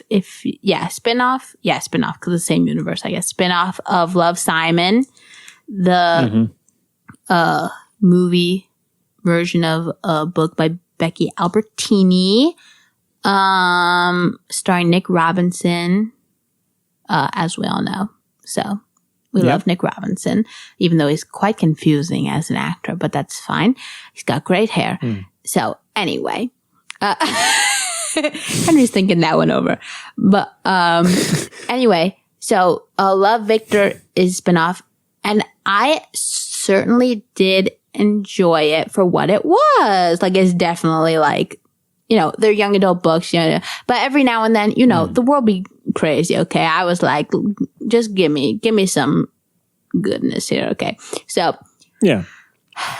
Anyway, so I watched it and I was very happy about it because, as people rightfully pointed out, when Love, Simon came out, like, it's very like, bruh, you have the easiest version of this less than easy situation, I guess. Like, he was a very, my biggest thing, because I guess I'm a salty butt, is like, I hope that was this episode I made that, right? Yeah, okay, great. Trying to bring it back. Was that off air? Well, if it was, then here we are. But in any case, I hate, it really irritates me when it's like everyone is so rich that they can focus on their other stuff. You know what I mean?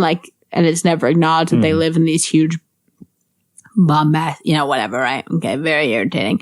So, and then also, of course, he's like white and his parents are extremely understanding and liberal and so on and so forth kind of thing, all that stuff, right? And so this show is written and produced by the same two who did the movie. And they basically heard the feedback and were like, we're gonna fix it. Okay. But love Victor. So they don't pretend like they didn't make love Simon. Simon is a character and Bran are both characters in this show, which is very cool, but they're definitely, which again is why I called it a spin-off, because it's all the same universe. It's the same school and everything, whatever. But it's a cinematic universe. Exactly. That's the kind of, I want a gay cinematic universe. That sounds great. The love cinematic universe. Look at you. Love is love cinematic universe 2020. Oh gosh. I'm only laughing because the bar's so low, guys. We shouldn't be excited that that now people who are in love can get married. That's ridiculous. I mean, I'm not mad at it, but I'm not joyous over it. It should just be the way it is. That's duh. Yeah. Which is kind of my thing with the TV show. So I really appreciate the way it's done, in which it addresses the flaws of what was supposed to be a depiction of and a hopeful story for that coming of age story, I guess, a more realistic one, right? So Victor and Simon literally have a correspondence, which I thought was very creative, where Victor's yeah, well, it was really easy for you, bruh, that kind of thing. Yeah. And Simon is a very good ally. It's a very good show don't tell of which again, meta, because they went back and kind of worked on their errors without being defensive and without ignoring that. They didn't just redo it in a way that was more, resonate with more people, and was more realistic. They did. So I really admire them for doing such a good job. And again, that isn't the storyline by any means, which is also very good. They just improved and integrated what they needed to into their story, a story they're passionate about, very well. Yeah. Into what is a cute, well done, teen love, whatever, coming of age little show. Awesome. Yeah. Cool. Well, I have a few rewatches I'll burn through. I did rewatch 1917. Nice. Chloe, you heard it on the show. I said I wanted to. I've heard that many times. I'm happy for you, buddy. I did it. I said, Henry, it's time. But I liked it even more this time around. Did you watch it at 7:17 p.m.? Shoots the heck out of this thing. Of course. Shoots the heck out of it. Just amazing. My favorite part is the little meteor. Yeah. There are so many good. Yeah, it is really beautifully done. Because you can just see it. And it's so beautiful. I love the Dane DeHaan doppelganger. He's great. Woo! Yeah. Great performance. And then I did rewatch The Adventures of Tintin, which is on Amazon Prime by Steven Spielberg, which I still really like. It's just very charming and fun. I love it. I grew up on Tintin, but I have not watched the movie. Oh yeah. Same with Paddington. Yeah, it's a lot of fun. It's a lot of fun. And then next, before any of you jokesters say, "Oh, did you watch that with your unborn son?" No, I didn't. I watched the Da Vinci Code Extended Cut. No, you did not. I did. Oh, I said, Henry, you have time to kill. You're very fortunate to have that. Love it. Less wasted on sucky movies. Perfect. Yeah. Now, I am a big average fan of these movies. They're all about 2.5. They're all at about 2.5, 3 stars. It's really a movie for like normal flavor cake lovers, honestly. Yeah. Yeah. If you're a normal flavor guy or woman. No, only guy. They're movies that are not very good, any of them, but I still he like was them. just in the news. At about the 2.5, who, Tom Hanks? No, certainly not for this. Ronnie headline. Howard? No, certainly not. Dan, what's his name? Dan Brown? Yes, for his sexual escapades. Jesus. I said, well, that's great. that. He's like the version of Ian Fleming nobody asked for. Wait. Nobody. Wait, sexual escapades, like just him being wild or him actually doing bad things? I read it? No. Oh, why? I didn't want to badmouth him. I don't want to compare. I'm not badmouthing. Look, live your best life as long as you're not, a rapist who's running for president. Brett Ratner. Yeah. Or Brett Ratner. Or Bryan Singer. Sure. Basically, yeah. Oh, and also about that X-Men discussion we had, I completely forgot about Simon Kinberg, who directed the last movie. Sorry, Bob, if you're listening. I did not mean to exclude you. You did him dirty. Sorry about. Dang. Yeah. Anyhow, time this will tell, movie. But let's hope he doesn't. Maybe he doesn't join that club. But now this first movie, it's already 2.5 hours. The original, the extended. God knows why they had more content. I think I don't know. I haven't seen them, but I think it's Jesus-y, right? Yeah, that was funny. I'll take it. They are. This one is Mary Magdalene and stuff. Okay. It's 5 minutes under 3 hours. Probably the longest film ever made. I mean, no, but yeah. Along with The Goldfinch. But no, it's not amazing. Don't really like it all that much. Don't. It's bad for your brain. Okay. But as we've talked about many times before, watch National Treasure next time, okay? Honest to God. I love National Treasure. Instead of watching Da Vinci Code, please watch National Treasure. Yeah. Even though it has John Voight. What can you do? Nothing's perfect, but true. But as I've said, I love airport bookstore novels. I just love this kind of book. And now the movies are not amazing. I have to say that. I saw part of one of them in Spanish on a bus once. Huh. Yeah. But, suffice to say, I wasn't really paying attention. I don't speak Spanish. The subtitles were in Spanish. Huh. Where was I? I have no idea. Don't know. I have no idea. But now kind of unnerving. For new releases, I watched The Gentleman, directed by Guy Ritchie. And if you have not checked out our Guy Ritchie bonus show, thefilmbuds.bandcamp.com is where you can check that out.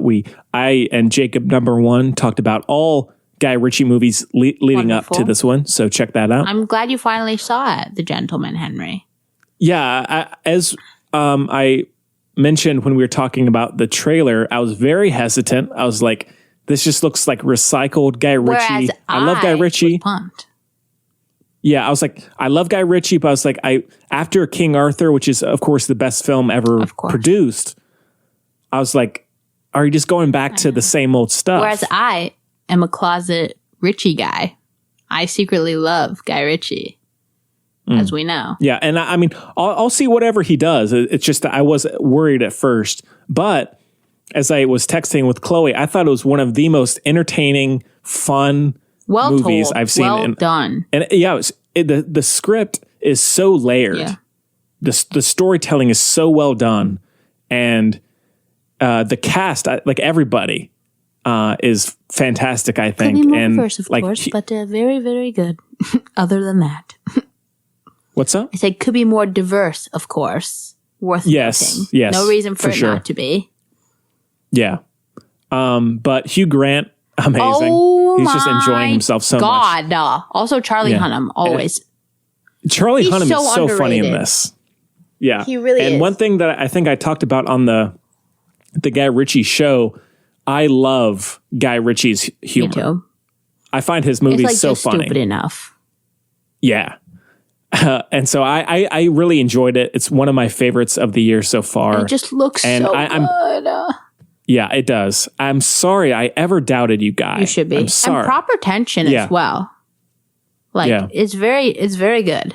And yeah, I really, really like it. I really, really do. Yeah, it was a lot of fun. And I think because we talked about it at least in probably Picks of the Week when I saw it when it was in theaters, but there were a lot of articles about it being anti-Semitic, and as a very sensitive lass, I can tell you that I did not pick up what those articles were putting down. I actually found it much the opposite. Yes. There you go. There. And then lastly, I watched Sonic the Hedgehog. Benny Schwa. Yeah, which came out in maybe February. Valentine's Day. I'm obsessed with Ben Schwartz, not Sonic the Hedgehog, but because of that, I do know that it came out on Valentine's Day. Yeah. Now, I was never used to be a big gamer, but Sonic the Hedgehog was never on my list. No. Jim Carrey. And however, I enjoy video game adaptations. Even though most of them are not great, I still like to kind of seek them out. I have a soft spot. Detective Pikachu. Yeah. What a film. This one I heard fairly good things about. Very good things. It's got a no. Yeah. Yes. No. Yes. I think the sequel's been greenlit. I'm not surprised, and it did wildly successful, quite well at the box office, especially as well. And I actually think that was not because it's a lot of kids and stuff, right? But despite but I do not think because of the character controversy. Like I don't think that's why it was successful. Yeah. And I have to say, it was truly awful. What? Oh, it was terrible. I thought people have been loving it. No, you're mental if you like this. Now, to be fair, the only knowledge I have of it is because I watched basically every Ben Schwartz interview because I'm insane. And he went to my mom's high school, so wow. But, that I've only heard really good things about it, so I'm kind of surprised. People said Jim Carrey was amazing. See, the thing is, this movie is so inoffensive. Yeah. It's boring like you would not believe. Especially these days. No, like it's so inoffensive in anything it tries to do. Like it takes no risks. It does nothing ambitious. The storytelling is so cliched, and like I'm down for a PG kids movie. Like I'm not hating on it because it's like that, but no, it's so. I tend to think those are the plain when they're good. I think they have to be the best because they're funny without any of the laziness. Yeah, but it's so plain and lazy and just very tiresome after a while. Shoot. Like it's just it feels lifeless. And now Jim Carrey, I love Jim Carrey, and he tries to add weirdness into the story, but how hard he's trying to compensate for everything else makes it lesser than what it would be. Exactly. Like it's a detriment to his performance by how hard he's trying to make up for everything else. And so it was, I could, and the pacing, I paused it 30 minutes in. I could not believe I was only 30 minutes in. That. It felt like 2.5 hours. Wasp Network. Not that that's the same deal, but that was a long movie. Right. No, but yeah, it was really not good. That's surprising not good to me. at all. But again, all I've heard that's why I said don't just trust the media. Do your research because I think it's great because I've only watched interviews with the star or stars of the movie. So I should have known better. Yeah. And now if you need a movie like for like kids to watch and for them to enjoy, that'll be fine. But like even that is stretching it, I think. Yeah, now that may be harsh, but I was ready to love it. I was ready to come on here and say, Chloe, I loved Sonic. Decade. Yeah, it's the next King Arthur. Hey, but it could be you've only watched it once. That's true. It could go from the 1.5 up to a 4.5. You never know. Yeah. I also will say, like, to me, I don't mean to, this is going to sound really mean. I'm not trying to be mean to anyone, obviously, but to me, like, James Marsden is like the king of lackluster, or like the poster boy of lackluster, but that's cold as ice. So I'm sorry, but that is how I feel. Yeah. So yeah, it was not good. No. But I was really excited to go in and enjoy it, but like I could not wait for it to be over. Dang. Yeah. Tragico. And yeah. Well, yeah. Chloe, anything else you want to mention? Well, as we all know, we got a lot. Well, no, we don't. I'm very fortunate in that I have some extra time at home, and so I'm watching more TV while I'm doing other stuff. But I went back, so I've been doing a lot of like looping back around, which has been good in some ways. Like I finished Maniac and so on and so forth, right? But so I went back and watched the series Working Moms on Netflix, which is Catherine Reitman. And yeah, so I didn't watch it originally because it was like too crass for me. I'm as much as I like crazy things and don't mind anything like quote unquote profane and stuff particularly, I'm like, it's like a little too crass for me. I'm a delicate flower. Right. Just like I don't love like mean people. We've been over, like it's hard for me to, but Gemma watched it all and was like, I said, fun. So, cause we're Sims characters. But yeah, I watched it and it is still a little crass, but like it's very well done. Definitely worth the watch. Very well done. Yeah, I have a coworker who really likes it. I do like it a lot. Show. Yeah, and it definitely improves as it goes, which is always nice. It's not it tends to be the reverse, which is not pleasant. But yeah, I got to plug again. Dear White People, so good. Gemma just watched it all. I think she loved it. We were chatting about it. Wow. Cool. All right, well, I guess that about does it for the show. That does it, Henry. Chloe, anything else you want to mention about anything?